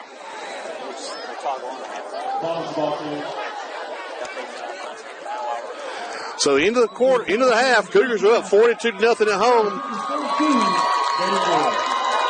Looking like Troy is going to be in our destination next Friday. So now we're going to have entertainment by our band, our dance team, our cheerleaders, our split the pot. You never know what you're going to see at the Escambia Academy. Maybe we can find out something about. Y'all heard from Gavin yet? I hope it's nothing serious. Y'all be careful. Easy now. I understand. Too many years, huh?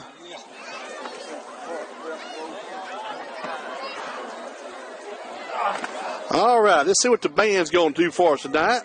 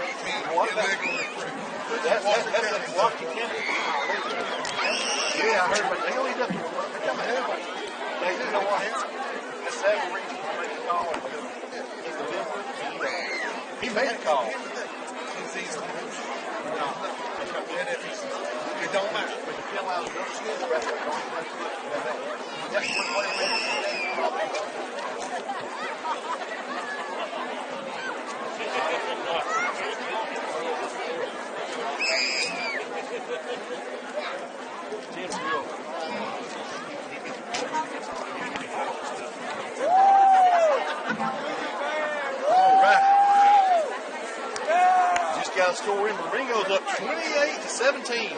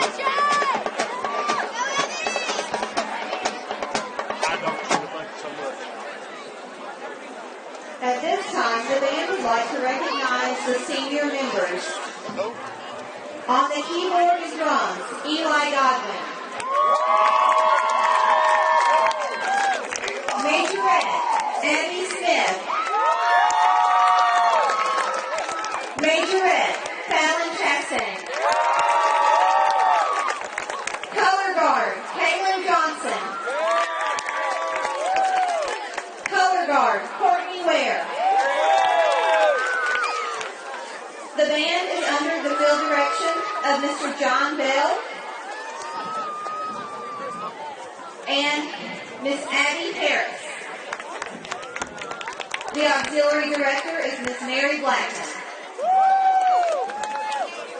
Drum major, is your band ready?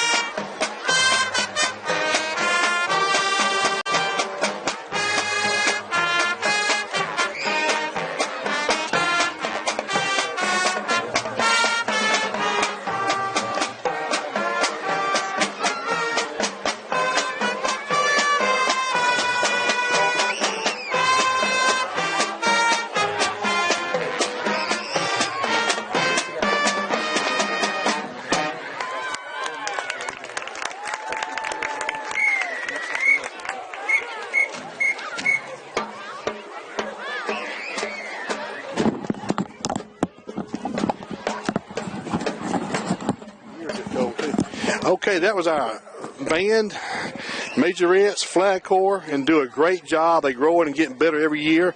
Now comes our dance team. Let's see what our little dance team is going to do here.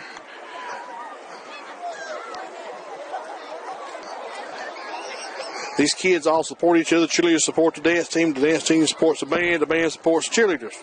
Everybody's working together all year long. At this time, we proudly introduce our Escambia Academy Varsity Dance Team.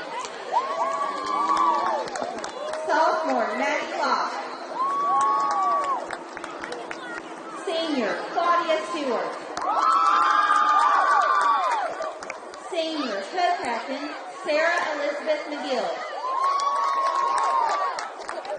Senior captain, Esmeralda Franco.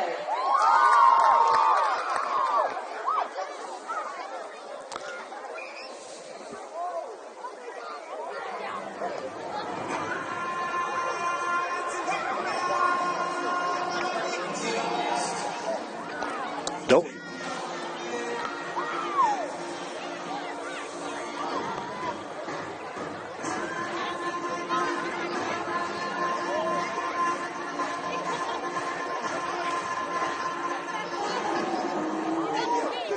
Territory.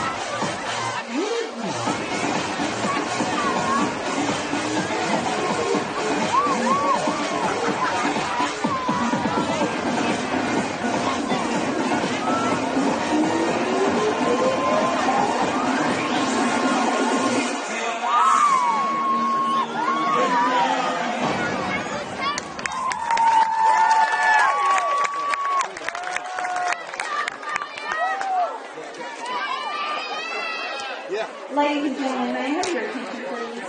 There is a black Mercedes that's being blocked by a white Maxima. So if you are the owner of the white Maxima, would you please go and leave your vehicle? Thank you.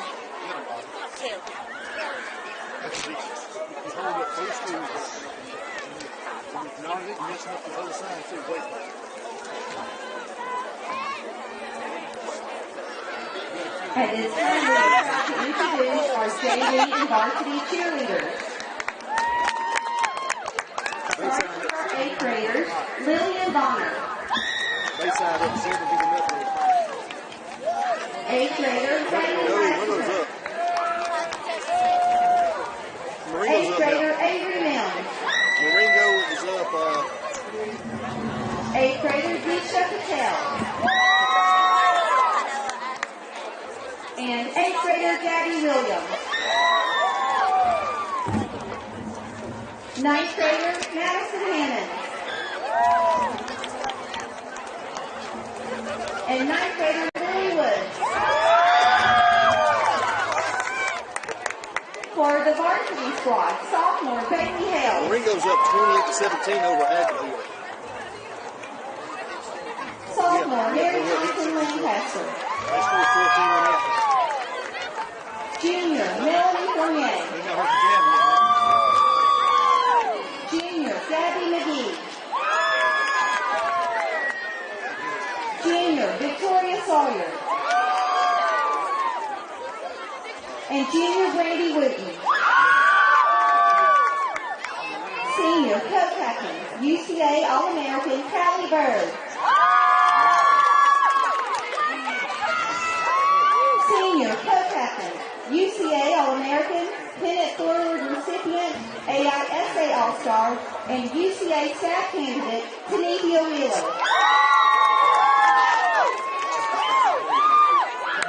Senior captain, UCA All-American, Pennant Forward recipient, and UCA staff candidate, Bailey Lancaster.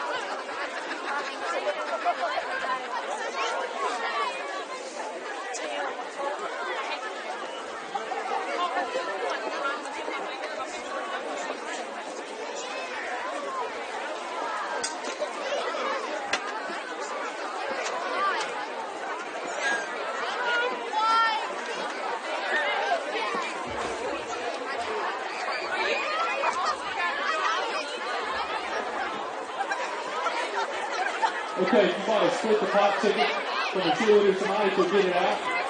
Time for split the pot. $68 is the jackpot tonight. Last three numbers of the winning ticket, 945. 945. If you have that ticket, bring it to the press box.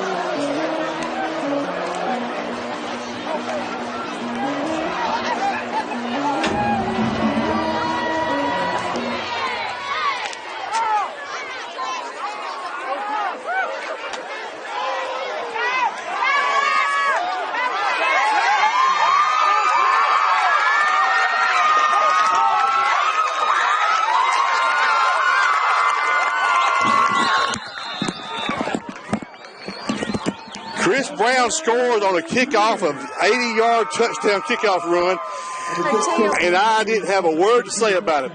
I just let it roll. I'm at 19. Chris, he come very close to putting his knee on the ground when he caught the kick. So 80 yards, one play, kickoff, and we are. Oh, it don't look good. Thomas Knight coming back out dressed in his street clothes. He will not play and resting his ankle, it looks like.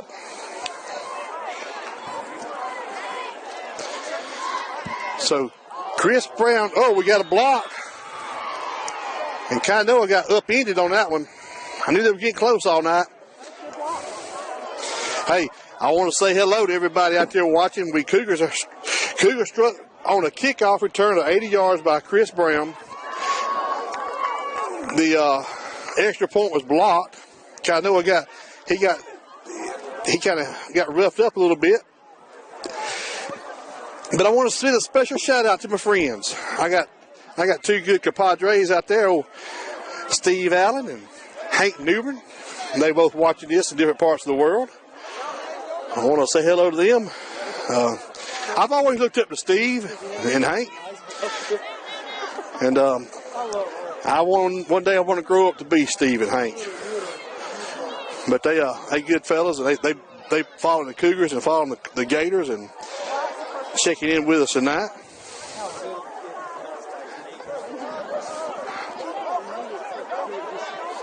So here we go. Kainoa kicking off now.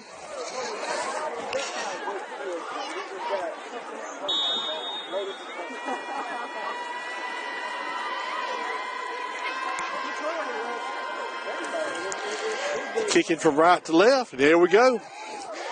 He takes the ball back to the 5-yard line. Clarke Prep's returning right up the middle of the field. And he's going to be down about the 23-yard line. So 48-0.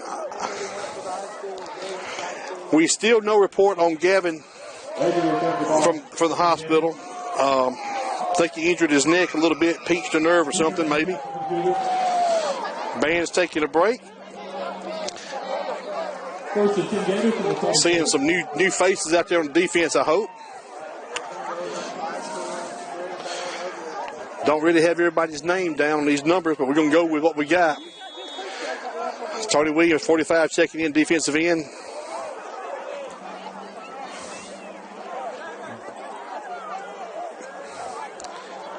Right up the middle by number 30. He rambles to the right side. He's got his first down. Hang on, David Dobson. Yes, sir. David Dobson drags him down about the 48-yard line. David Dobson, one of our seniors over there playing cornerback. Thomas ball there. Dobson and Brown on the tackle for the Cougars.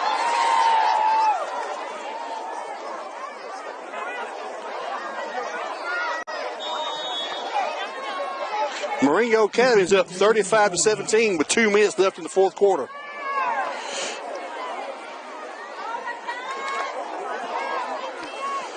So here we go. New set of chains for the Gators. Ball's on their own 48-yard line, trying to cross the 50. Oh, hello. The quarterback running to the back. That was just a missed timing right there. The quarterback and the fullback run into each other. Try to do the handoff, the reverse to number 4 around the left end, and a loss of about 5.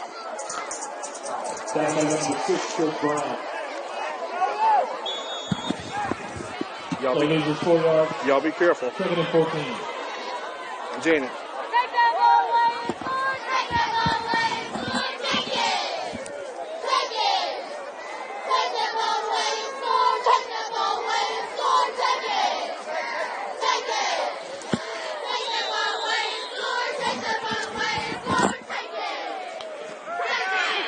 Yeah, y'all be careful. Yeah, I saw you. Hey, listen, I told David that after the ball game, me and him may want to go to the Huddle House and just get something to eat. David Walker, so I may go with him, get something to eat, and do something and talk to him a little bit, okay? Okay, David Walker, Coach Walker. Bye.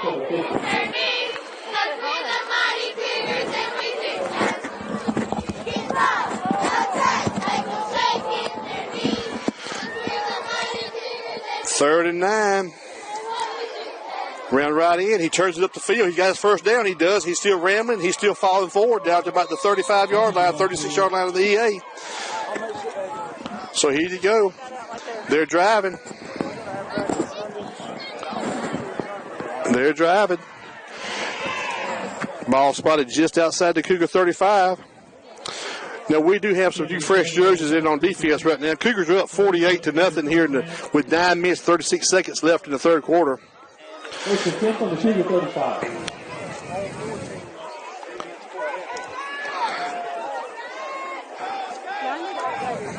Okay, are we still going to Meridian in January? So here we go now. 1st and 10 for Clarke Prep. Give it to number 10 around left end. He's got his first down and a little bit more maybe. Right at his first down marker. Boy, they kind of gash us now. But I see some young kids out there. Not young kids. I see some younger, different players moving in and out. Chris Brown coming out. Tyler Newton's going to be playing in nose guard position. Hebert and Armature open both at defensive tackle end positions.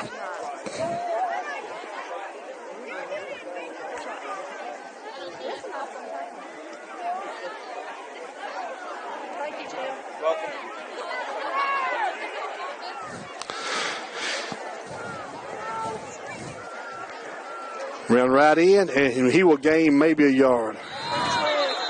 Ooh, easy now. He got his first down to about the 24-yard line, 23-yard line.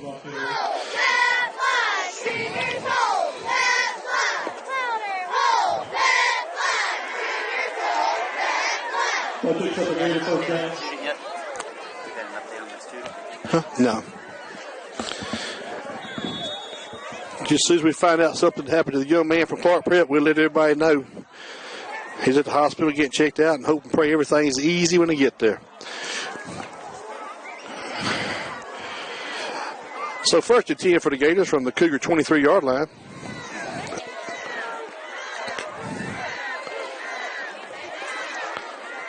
Around left end, number 20, 30 turns and runs over. And who was that bringing him down?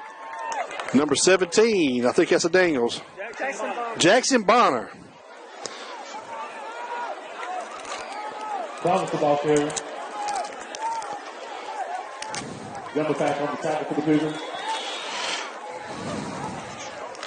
I forgot I had gummy bears, Karina.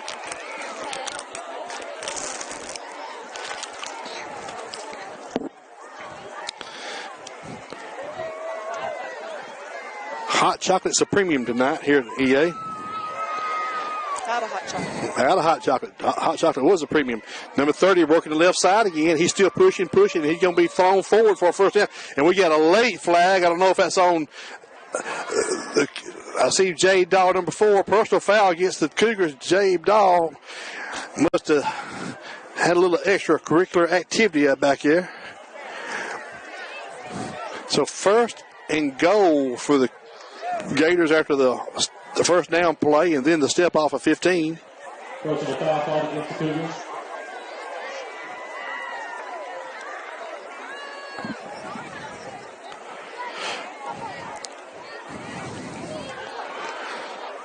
So 1st and goal from about the 9. No, it's going to get on there about the 4. 1st and goal from the 4. Can our defense bow up here and hold the Gators out? Let's see. It's a goal for the 5. Number 30. Well, hello, Jamie Welker. And he falls forward for a touchdown. I mean, Jamie Welker.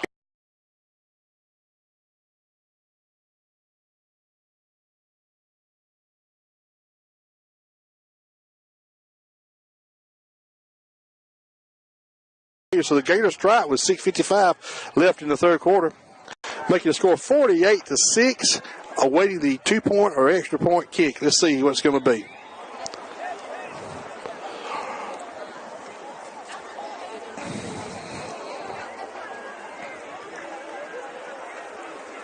Makes me feel better about me, Karina. Going for 2. Oh, we got offsides by number 30. He should have just went in motion. He should have just kept moving. He should have took a right and just went down the line of scrimmage like he's in motion. Going to back him up 5, make it. Now that might change your complexion. Do you kick it or do you go for 2? At this point, go for 2. The card says go for 2. Hey, Coach, don't step off in that hole back there. You want the door down?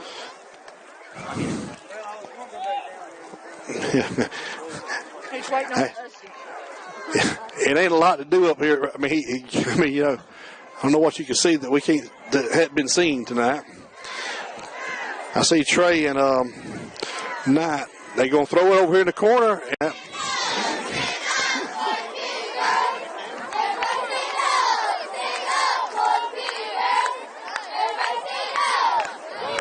I hear Steve's name a lot on the radio sometimes. Hello. 6:55 left in the third quarter. Cougars up 48-6 here at home. Last home game of the season here. If everything holds true to course, we'll be going to Troy next week to play Autauga Generals.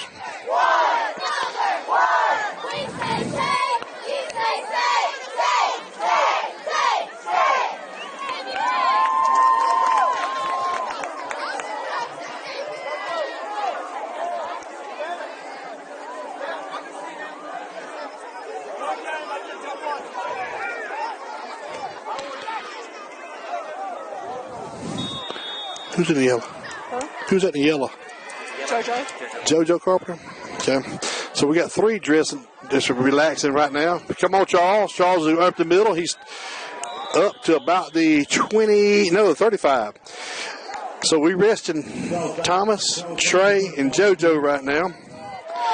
I tell you, everybody's got little dings and dinks right now. We're limping and dragging a foot every once in a while. We got one on a scooter right here. We got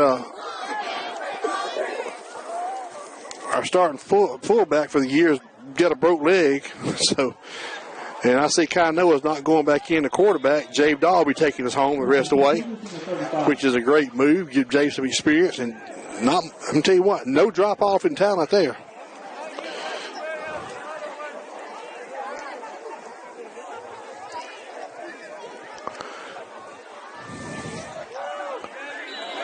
And we got new quarterback, new cadence, and we just wasn't in rhythm right there. Going to have Fred Flavors dotting the I behind Pat McGee. Back us up 5 for illegal procedure. So we're at the 30-yard line, looking at the 1st and 15. 42-17, Marengo's ahead, started the fourth quarter over Abbeville. And there goes Fred right up the middle. He gets low, and number 28 just manhandles him down about the 33-yard line.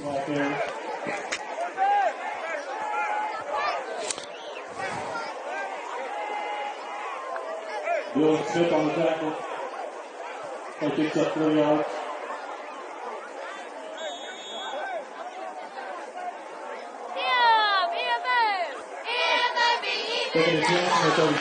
So we're looking at 2nd and 13.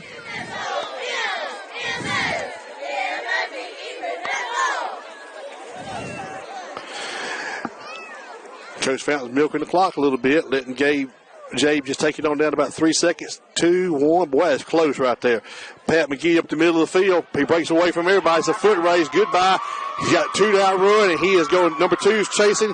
Pat's going to move away from him, and in he goes for a touchdown. From 30 yards out. 65 from the 35. He was at the 35 when he took off, so a 65-yard run right up the middle. Nothing fancy. It was just a fullback blast right up the middle out of the high backfield. So Cougars go up 54-6, awaiting the extra point hole by Dahl and kicked by Gummapack.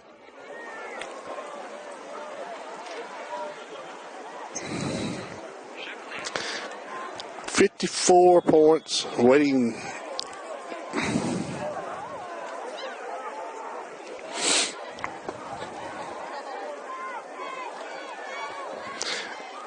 Did not make it. To wide left.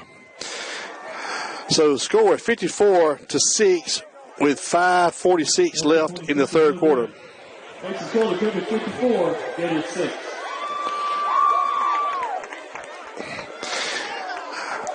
Nothing about that. We're just straight ahead running. We run it, you stop us. And Lakeside, it's like 42 to nothing. 49. Erica, 49.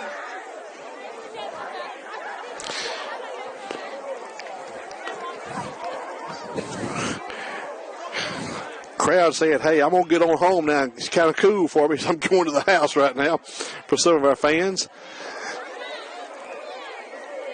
So Cougars will be kicking off again. Yep.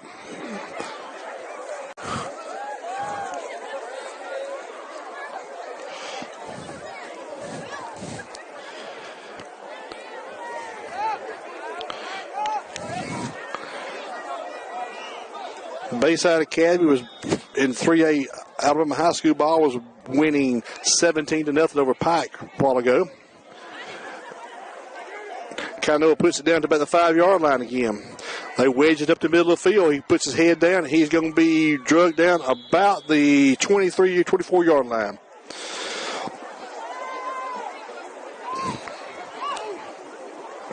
.25, I believe, is Goolsby. He made the tackle, I do believe. Troy Fountain's warming up again. And where's Troy at? Warming up on the sideline. Yes, he is. Troy is making some snaps, waiting to make his game appearance. Be glad to make mention of Troy. First and 10 Gators from the 24. Clarke Prep moved the ball a while ago. Pretty good clip down the field.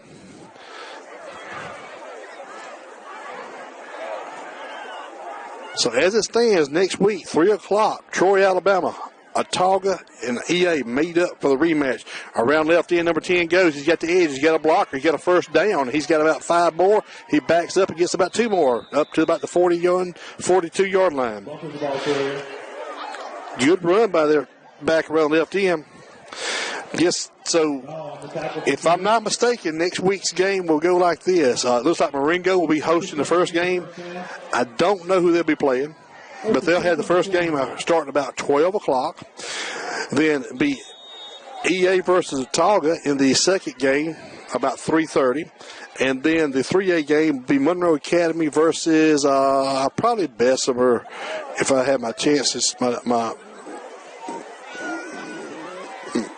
bracket right. Quarterback gives the fullback up the middle. He breaks out, rolls around, got a first down in about a yard plus, up to about the 49 of VA. So 2 runs for 2 new first downs, moving the chains at 11 yards a pop right there.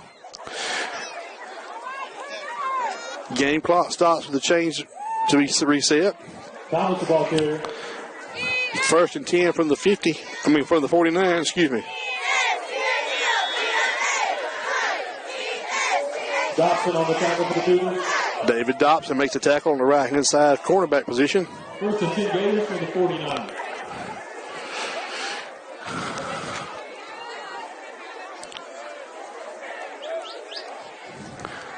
Right down the line of scrimmage. Here we go. Give it to the back, fullback right up the middle. And he has about 4 yards down to about 3 yards down to the 46-yard line. Thomas the ball carrier. A wholesale exchange right there, coming in, coming out. 3 in, 3 out. Play picks up 3 yards. Second down, 7.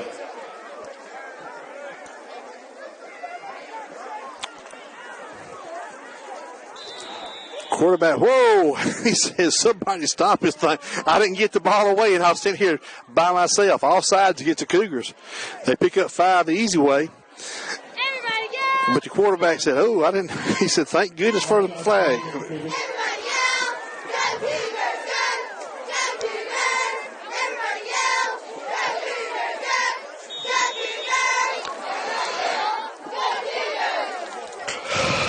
Second and 2 from the 41.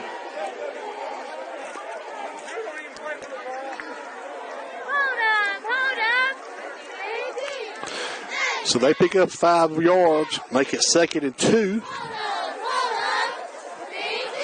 Give it number 16 on the left end. He's got his first down. He got a caravan of blockers. He's out about the 30, 29. First down for the Gators. Number 16, Billy Harrigan, ball carrier. Tackle made by number 22, Chase Bell. Chase Bell, number 22, made that tackle. Picks up a Gator first down. First and 10 from the Cougar 30.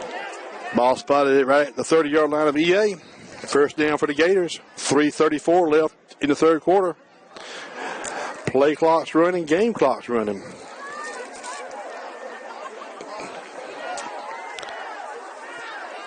Offsides on the Cougars again.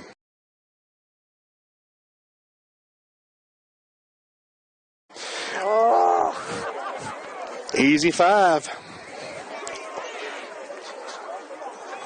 The young players have got to watch that snap. Don't listen to that count. That's how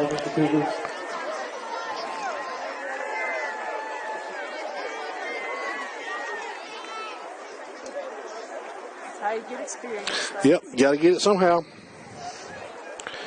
Got to get it somehow.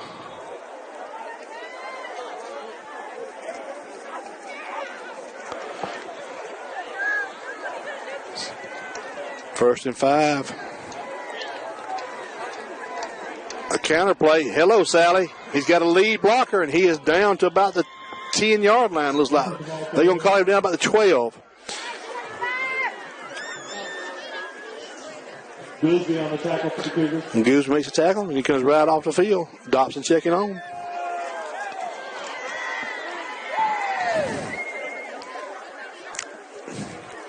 First and 10 from about the 11. From the 12, Chris Kirk says. Longtime voice of Escambia Academy PA announcer here.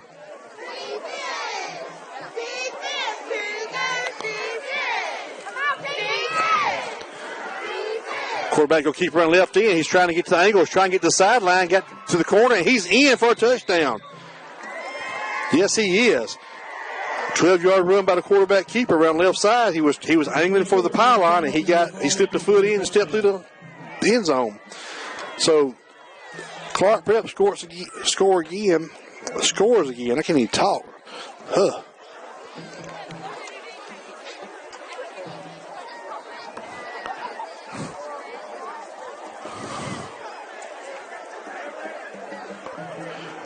Old swinging gate. Here we go. We got receivers to the right. Now they're going to go back to a regular formation for the extra point kick here. Somebody ran that play earlier this year, and where were we at when we saw that? And they beat us on it. I forget who did that on us this year. Snap, and that. Oh, yes, sir, it does. John Hebert blocked it. Oh, Gary Campbell said you can't run that back. He sure wanted to, but Hebert come in and put that long left paw on it and slapped it down. He said, we'll have none of that with my reach.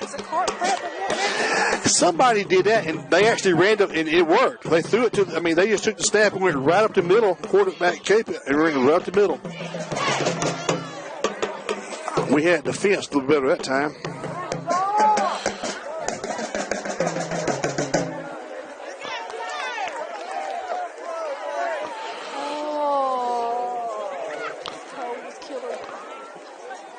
So we got 2 minutes and 39 seconds left in the third quarter. Cougars are up 54-12, awaiting the kickoff.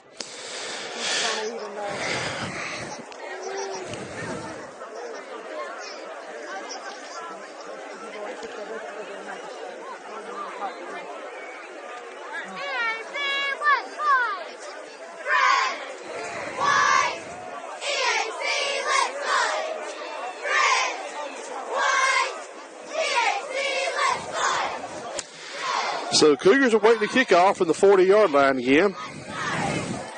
Got who we got back deep this time? Charles and Goolsby. Bringing Kano out. Put Bryant took Quimby in there in the middle. Let's see how Bryant gets the ball.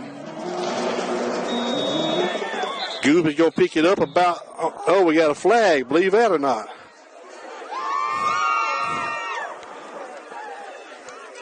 What was it? Was it not blown in or what? Timeout. Didn't have enough players on the field. We need all 11. Trying to get some of these new players out there, and somebody didn't get the formation right. So with 2:39, we're trying to get another player out there. Coach Fountain saying, "You come here." That's right. He's talking these young kids up.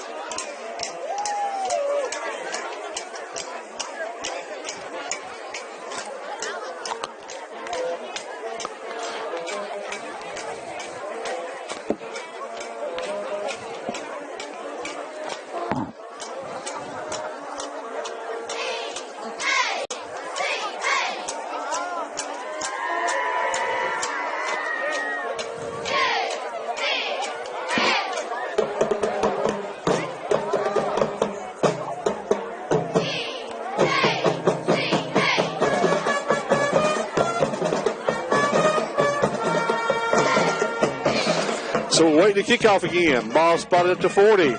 Kick it from our left to our right. Coach Fountain still trying to get now. He's got Campbell back. He was kicking him off the front line.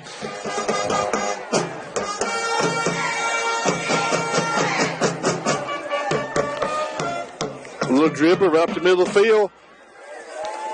Campbell takes the ball. He's going to be wrapped up and covered up, and he's going to hold on to it about the 39-yard line. So the offense comes back out. The defense comes back out. There goes Troy. Oh, Troy Fountain making his way. Yes, he will. Troy Fountain will be our center now. Troy has his own style. He wears his hand rag to his left hip only. 2 armbands, one with the plays, one just for looks. All black socks, because that's how Troy rolls. Gooseby be your eye back behind Quimby. Gooseby's going to be covered up, wrapped up, and down for about a yard.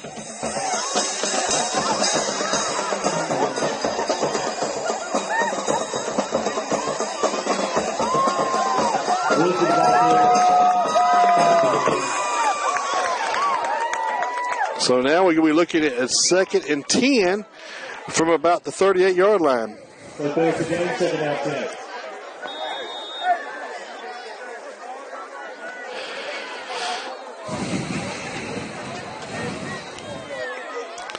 Second and 10. Play clock's at 16. Game clock's at 1:53. Cougars are up 54-12 going into the official start the 4th quarter. Dolls letting the play clock bleed on down to about 5, 4, 3, 2, and snaps it with 2. O'Brien Quimby takes it right up the middle. I mean, he is just met by a wall of Gators, but he holds his own. Hello, Miss Hutchinson down there in Foley, Alabama, watching the ball game. Tookie just got it to carry. Quimby the ball carry.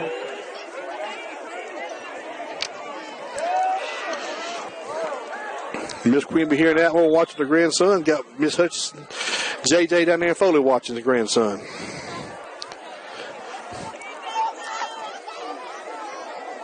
So we got 3rd and 10. We stopped the game clock, but now the game clock's rolling again with 1 minute and 13 and counting. Play clock's at 22. Got to get a snap off before the end of the 3rd quarter here.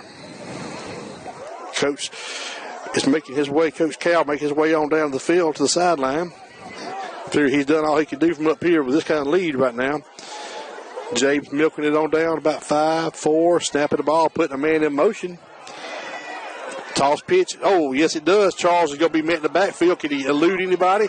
No, he did one time, but he takes a shot, and he's down, and he's upside down. Not only is he down, he's upside down. Charles is up to about the 30. He got slung backwards to about the 35. So it's going to be 4th and about 15. Let's call it 4th and 14.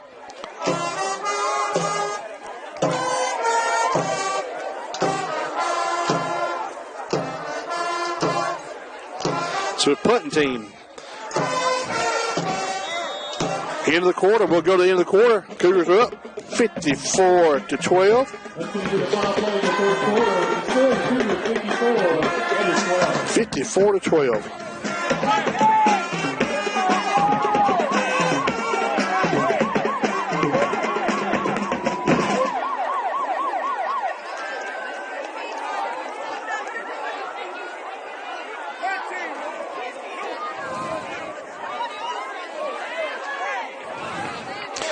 Monroe Academy is up 48-17 over Glenwood. At one time, Monroe was down 10-0. All right, let's do our essay. Lord have mercy. Let me get my glasses off, ladies. You're going to have to switch down. Ready? Can we go? 1, 2. All right, thank you. Okay, thank you, Brian. Got a It's picture. been a pleasure. Got a picture with Miss Sheila, Miss Corrine on top of these press boxes for the last night. Sheila's got a daughter that's going to be 11. Well, she's 11 career now. She'll be a senior next year, so she'll be here one more year. Miss Corrine's son is a senior this year, along with my daughter. But Miss Corrine's also got a daughter that's in the 9th grade, 10th grade. So she's got 2 more years.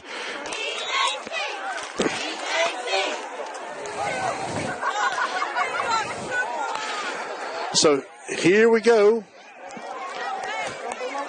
Cougars are looking 4th and about 14, 4th and 16, 4th and 14, they say. Gary Campbell, first punt of the game for the Cougars. Gary Campbell will be punting. They're going to have number 10 back deep. He'll line up about the 30-yard line.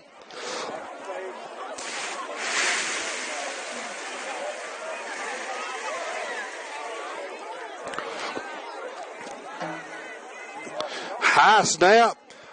Gary gets it off. Not a great punt like Gary. Good roll, though. Going to roll dead about the 35, maybe about the 33. Gary had to go up high for that ball. Gary's a tall fella.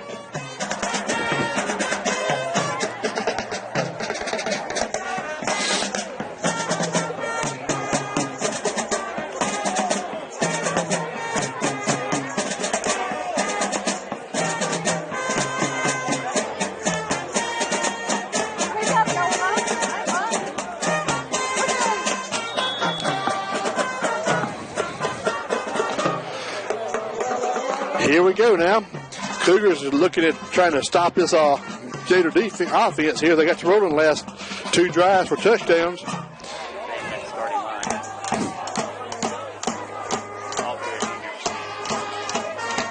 So here we go. Late entry into the ball game, number 15 getting to play for the quarterback. Timeout called by Clarke Prep. They had a little confusion getting the people lined up.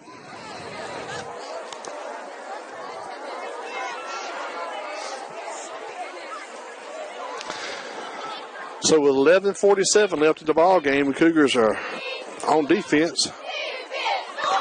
Coach Gartman talking to these young kids, trying to get them in the right position, right players.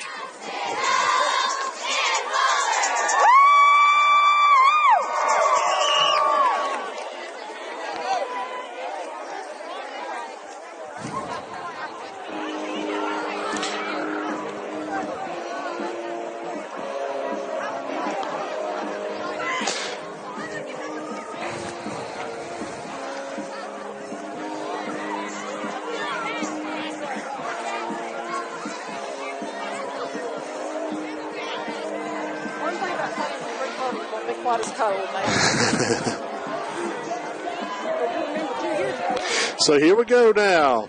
1st and 10 for the Gators from their own 33-yard line.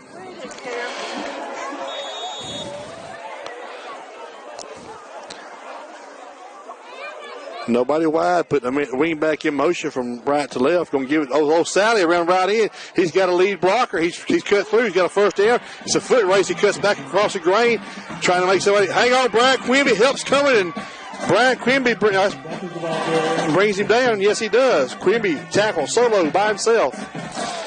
32-yard line where the ball is spotted. A pickup of about, 10, 20, about a 34, 35-yard run right there.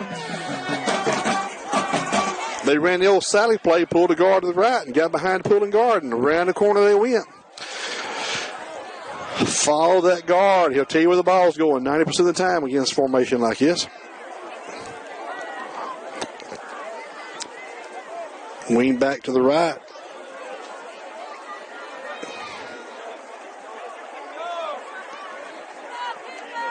There they go around that side again. He cuts it back. Running through. Hang on, David Dobson helps coming, and not enough in time. They score from 33 yards out. Yes, they do. Clarke Prep rings up another 6 points. Dunn carries the ball in for the Gator touchdown. They have found something working on that play right there. He just gets the edge and cuts it back against the grain.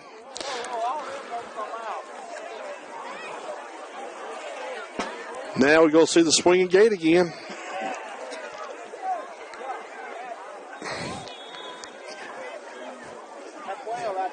It's just about going. One of them got to come off. Somebody's got to leave. We're going to get a flag on this play or not? Nah, we good. That formation's a friend of mine, Steve Allen, is up in Butler. He loves that formation. Now we got a flag. Illegal substitution.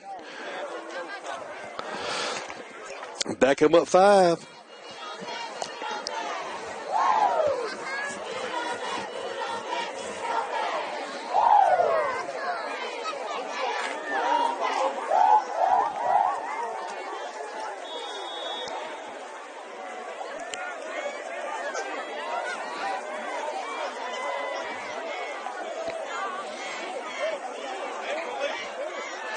Oh, it's a blown play. Throw. Boom! Gary Campbell lays a lick to him. Number 20, they faked the extra point, throw for the 2-point conversion, and Gary Campbell, left forevermore. That was a slobber knocker of a lick right there. It was a legal lick. Just put his shoulder into him, and he caught the ball, and Gary Campbell did not let him get in the end zone. So 54-18 with 11:09 left in the ball game. And Cougars are waiting the kickoff.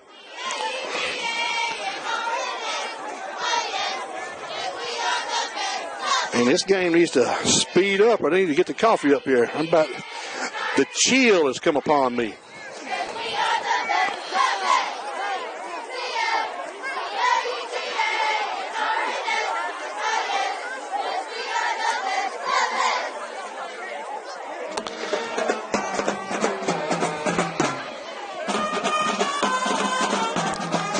Coach Fountain trying to make sure he got all his young players on the kickoff ready.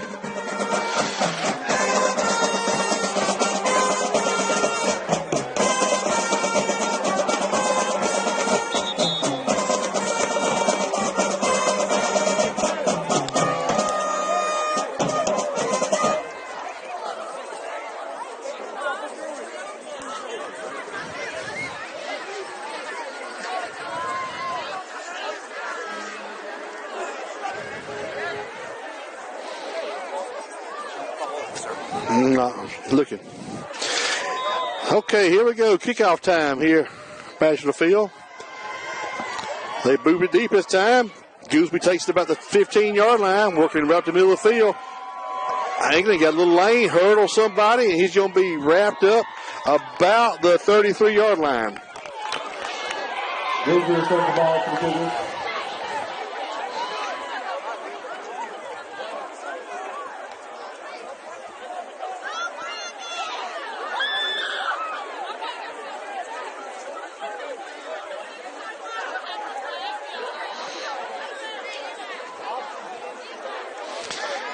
Coach Price just got run off the field by the umpire, by the referee.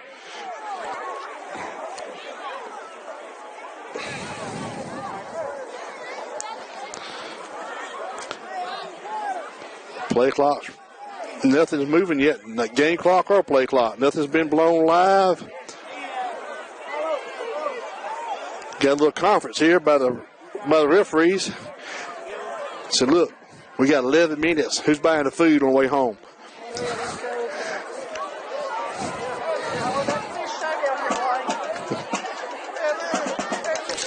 What? That's for the show. I'm sure Coach Fountain's going to appreciate that.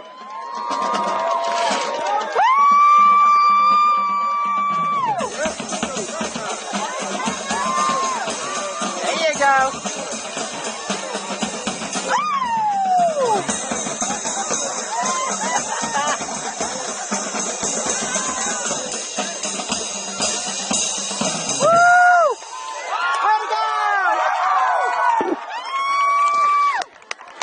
know what the conference is up here with the referees, but they still talking about it.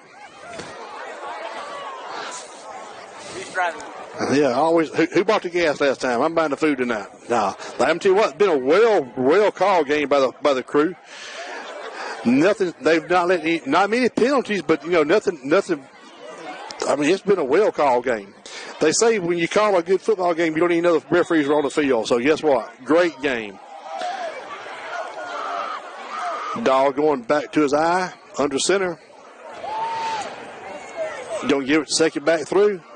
Who is that falling forward for about a yard? Charles Brown falls forward about 2 yards up to the 35.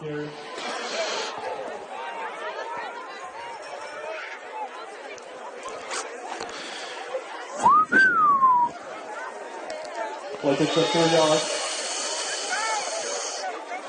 2nd and 7 from the 35.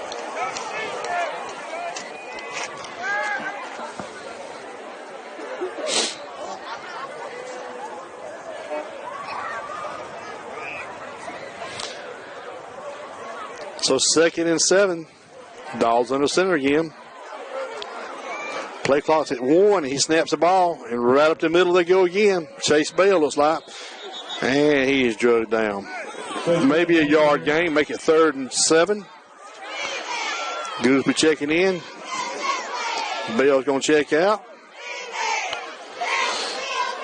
Stacy on the tackle for the Gators. You're going to see straight ahead running. We want this clock to run what we want to do. 3rd and 7 from the 35. It is.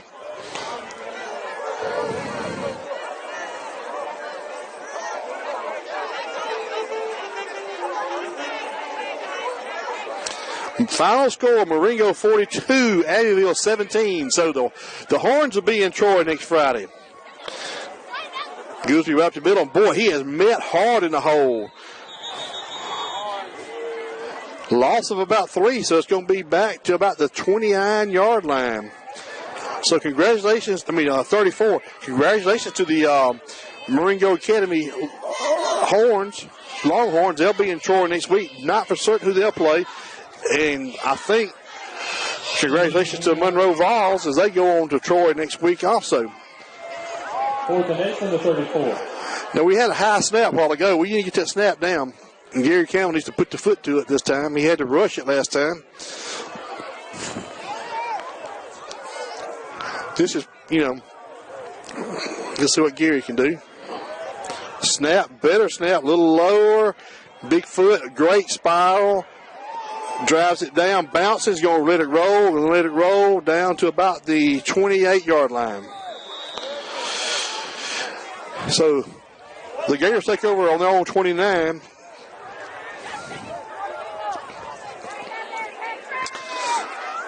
Defense making their way out on the field now.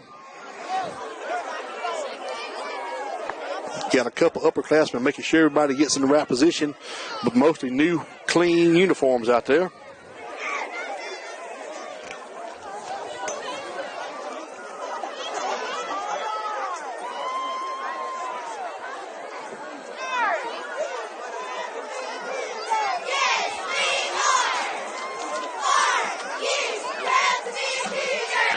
So here comes the offense, here comes the defense. Wait to get everybody in position. Oh, Coach Fountain, and I don't know what the conversation over here is. Let's see what we're talking about.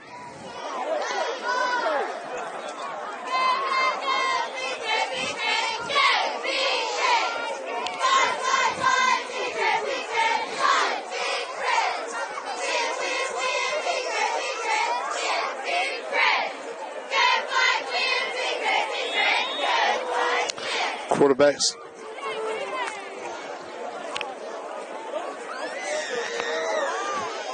Here they come around left end. Number 55 toting the mail this time. He got his first down and more. Right up the middle, right over the Cougar decal, all the way down to the 45-yard line of the EA. Number 55 is playing wing back now. And he made a good run. They pulled the left and the right guard this side and kicked out this side. He just turned it up and run it right down the gut.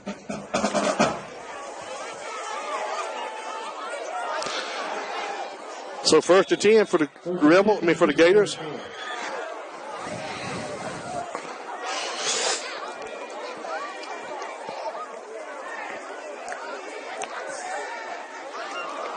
Going the other direction, number 10 takes over right in. He's got his first down. He's got a little bit more. He's still fighting for about 4 or 5 extra. So down to about the 30-yard line, they're going to call it. 1st and 10, new set of chains for the Gators. 7:48, clock stops to the chains get moved.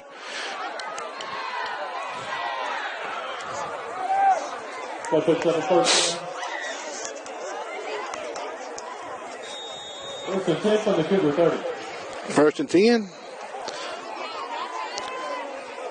They're going to just keep wearing that edge out on both sides, I'm afraid. Defense has got to grow up real quick. Go up, no 30, old counter play right up the middle, and he's going to make it and break it, and yes, he is, in for a touchdown. Well, they caught us with a fullback counter that time. I mean, just bam. He started left, planted his foot, broke it back to the right. So from 30 yards out, number 30 scores from 30 yards out for Clarke Prep, making the score 54-24.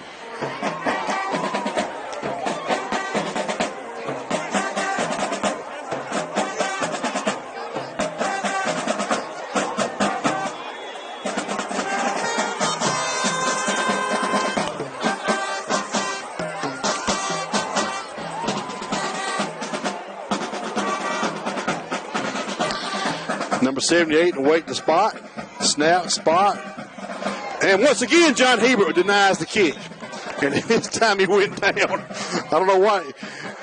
Like he hit him in the elbow. But John Hebert is becoming a blocking machine on the extra points tonight. Jason, I hate you missed that. Hope you get to see it. Because you're running the soundboard down there for the women's retreat.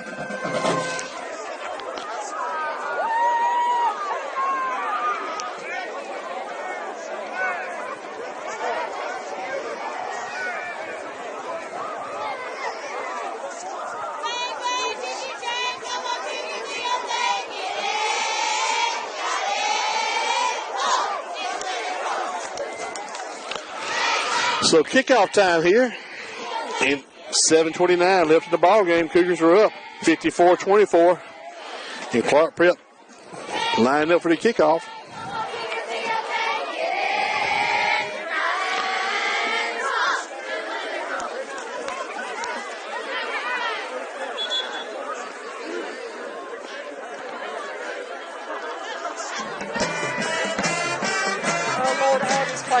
I'll say that.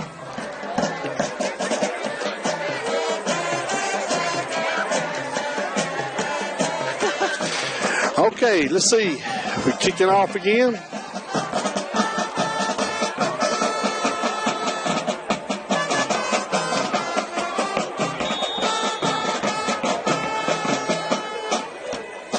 And he kicks it, floats it down there. Taking on a run by Goolsby up to the 30, up to the 35, and he meets a wall of white shirts at the 35-yard line.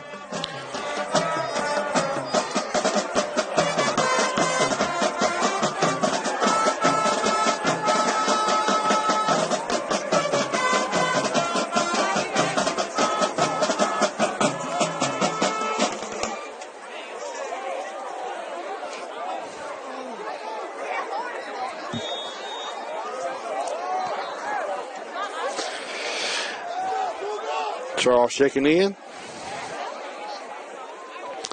We at 7:20 when we start back live action here. Play clock's down to 9. Snapping it, giving it. Charles trying to find a hole. He finds out the white Gators shirts. The white shirt of the Gators. We're going to put our big boys back in. Charles Brown, the ball carrier.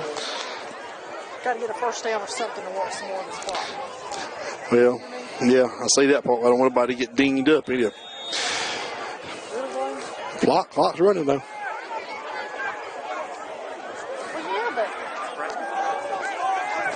So here we go. 2nd and 11.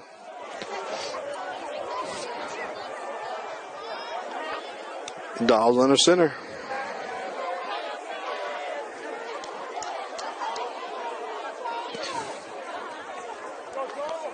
Charles breaks around left end, trying to find the edge. He's up to the 35 and turns it up and out at the 40-yard line, I do believe. 39, they're going to call him out. Picks up about 6 yards on that. Going to be about 4 yards short of. No, actually, be about 6 yards short. Picked up. It was second and 12, so make it 3rd and 6 now. What picks up 5 yards? And it went out of bounds. The worst thing you can do for the clock. So the clock stops at 6:27. 3rd and 6 from the 39.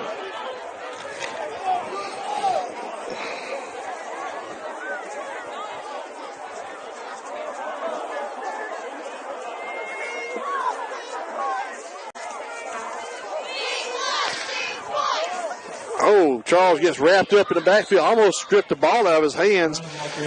One of the Gators did. He held on the ball because somebody had his feet. So it's going to be 4th and about 6. 4th and 6. Ball's at the 39 still. Do we punt or do we go for it here? Punting team coach found calls. They need to practice too. So the clock's running under 6 minutes now. Gary Campbell will be punting one more time.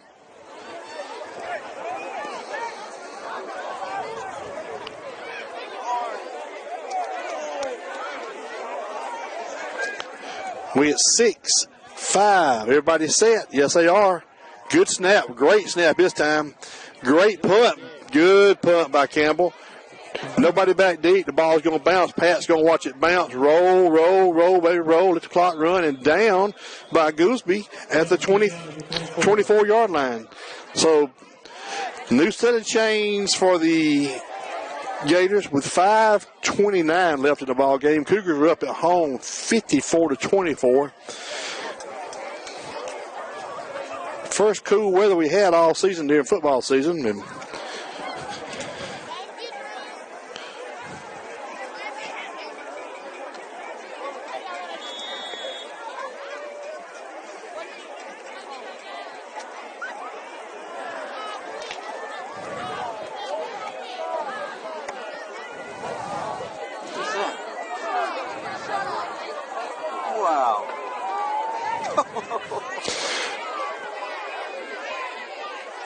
And it's a stalemate. It's a rugby scrum. Everybody's just pushing against each other.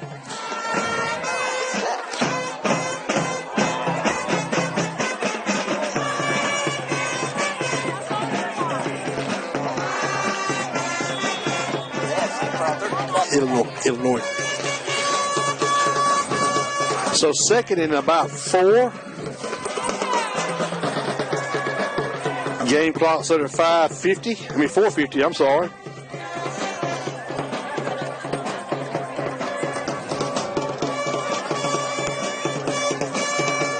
Here comes around left end. He bounces it outside. Makes a man miss. He's still moving. Hang on, and driven out of bounds about the 42-yard line.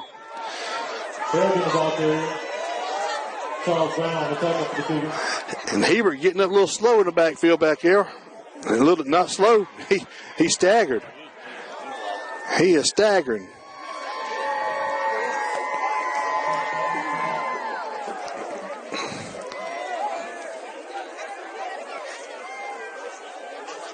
First and 10 Gators from the 41. I don't know if he knows his name right. He don't.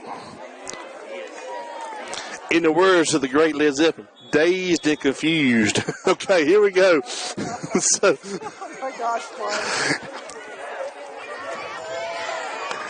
Going around right in, number 4 is, and he outrun his blocker. He outrun his pulling guard. He saw daylight and he went to it. He told 57, get out of the way, brother. I got to go. 4:16. Clock's running. J.P. Sawyer's asking John Hebert if he knows who won the election down there. He's trying to get something out of it. That's exactly what he's doing. All right, here we go. Ball spotted right on the 45-yard line of Clarke Prep. They look at 2nd and 6. They got to get it across the 50 for a first down. Give number 4 around left right in. He's got across the 50. He's still running down the sideline and driven out of bounds or rode out of bounds about the 34-yard line, looks like. Praise the Lord. New set of chains for the Gators. 3:41 when we blow this ball back into play. Chains are set. White Hat's got his hand up. Play ball. So we at 3:40 and running.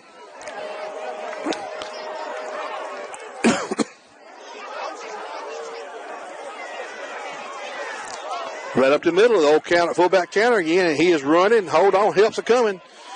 And he got his first down plus about 6 more. Clock stops with the chains movement. 3:22 left in the ball game. New set of chains for the Gators. Ball spotted about the 18-yard line. I think up Gator first down.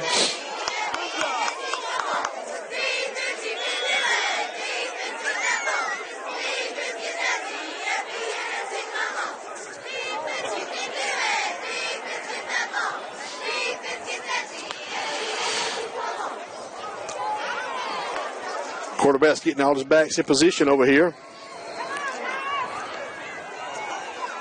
Giving a 68 around right in. He turns it up for about a 4-yard gain. Stays in bound.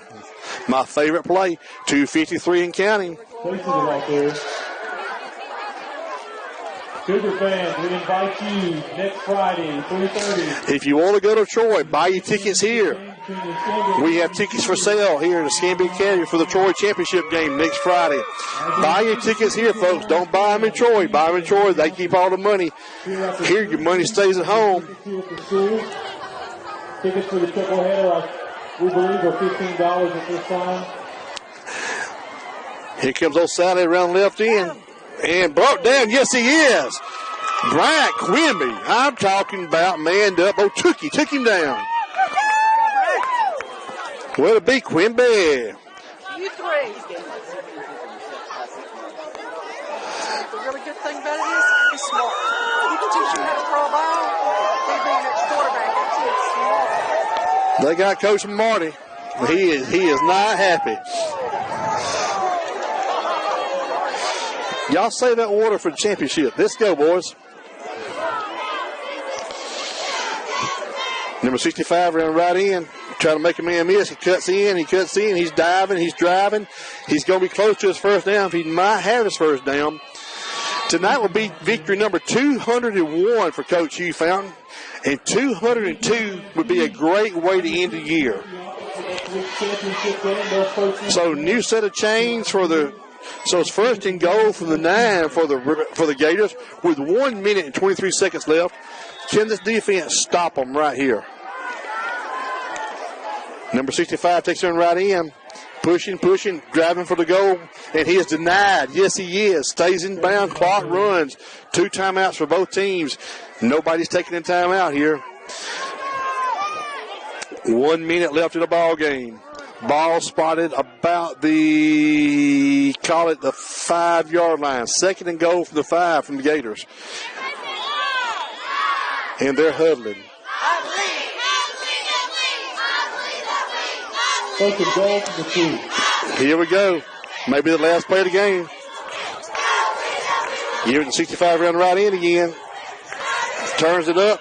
And he is going to be denied. Yes, he is. Stopped at the 2-yard line. 34 seconds left in the ball game.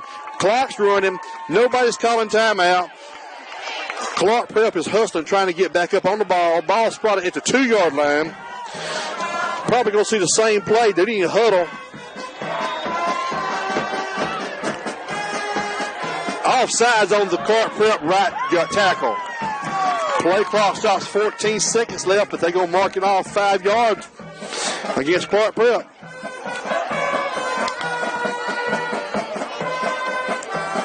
When they spot this ball, it's live.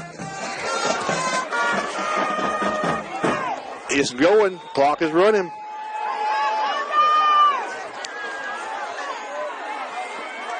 Fullback right up the middle, pushing. He's denied. They did. The Cougars hold. Ball's at the 4, at the 1-yard line, and that's the last play of the game.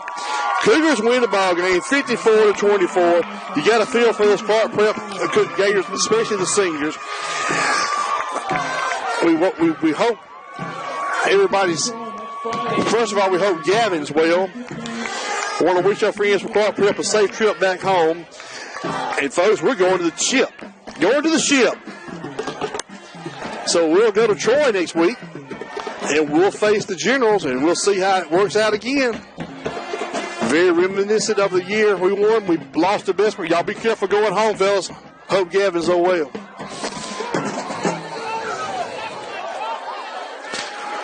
So I tell you what, I'm gonna get quiet, let the camera play. This is my last night calling the ball game here at Escambia Academy at Bachelor Field at home. I get one more shot at it in Troy, and I've enjoyed the daylights out of it. Appreciate y'all letting me do this and visiting with us, and hope you've enjoyed it and been entertained. And you've probably been mad and frustrated along the way. Well, you get what you pay for it. So anyway, I enjoyed it, and I'm going to miss it immensely. Don't know what I'm going to do on Friday nights next year, but I know what I'm going to be doing next Friday about 3 o'clock. I'll be watching the Cougars strapping on against the Generals of Watauga for the championship game. Appreciate it, enjoyed it, and we'll see you down the road. See you in Troy. We're coming to the ship.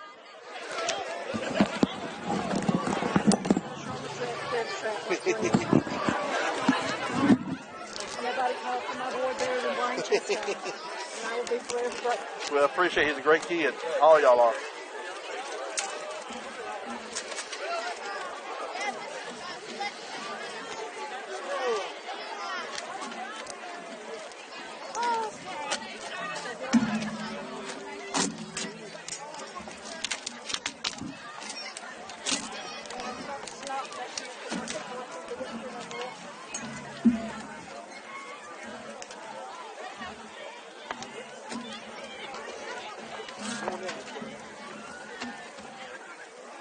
See you next week.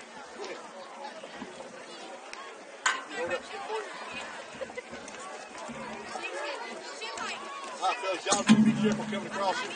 Careful going back. Y'all hear a report yet from the hospital? Not yet. Good luck to y'all. It's going to be a rough road to hoe.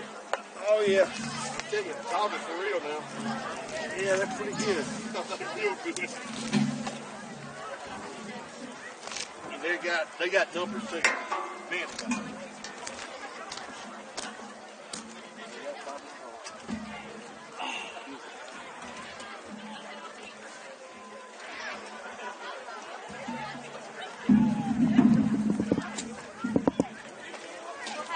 Bill, you got the camera in here? Yeah.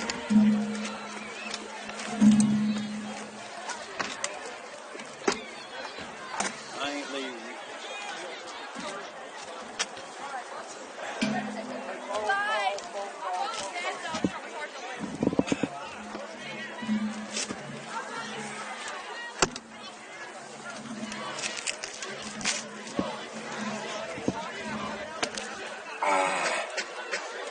You gonna wake around. Go on down, let me be handing it to you. Take down what you take.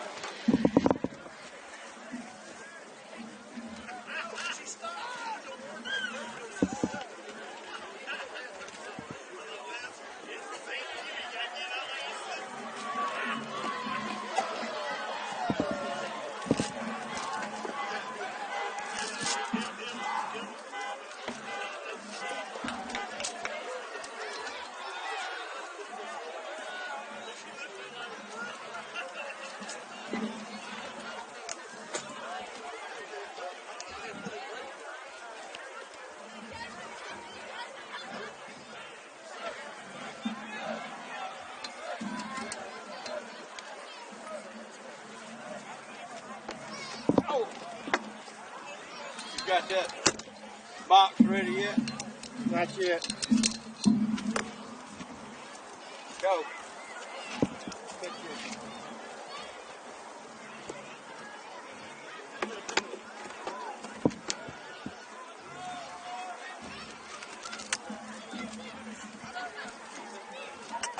Now that's Scott's tripod, ain't it? Yeah. I'll just take it with me.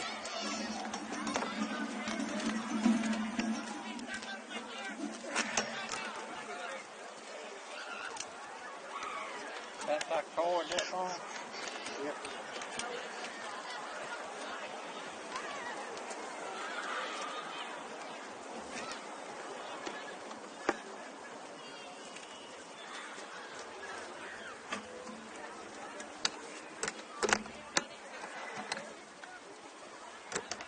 You know, You get your chair and that tripod? Yeah. I'll stay up in here if you get done if I can, if you need me to.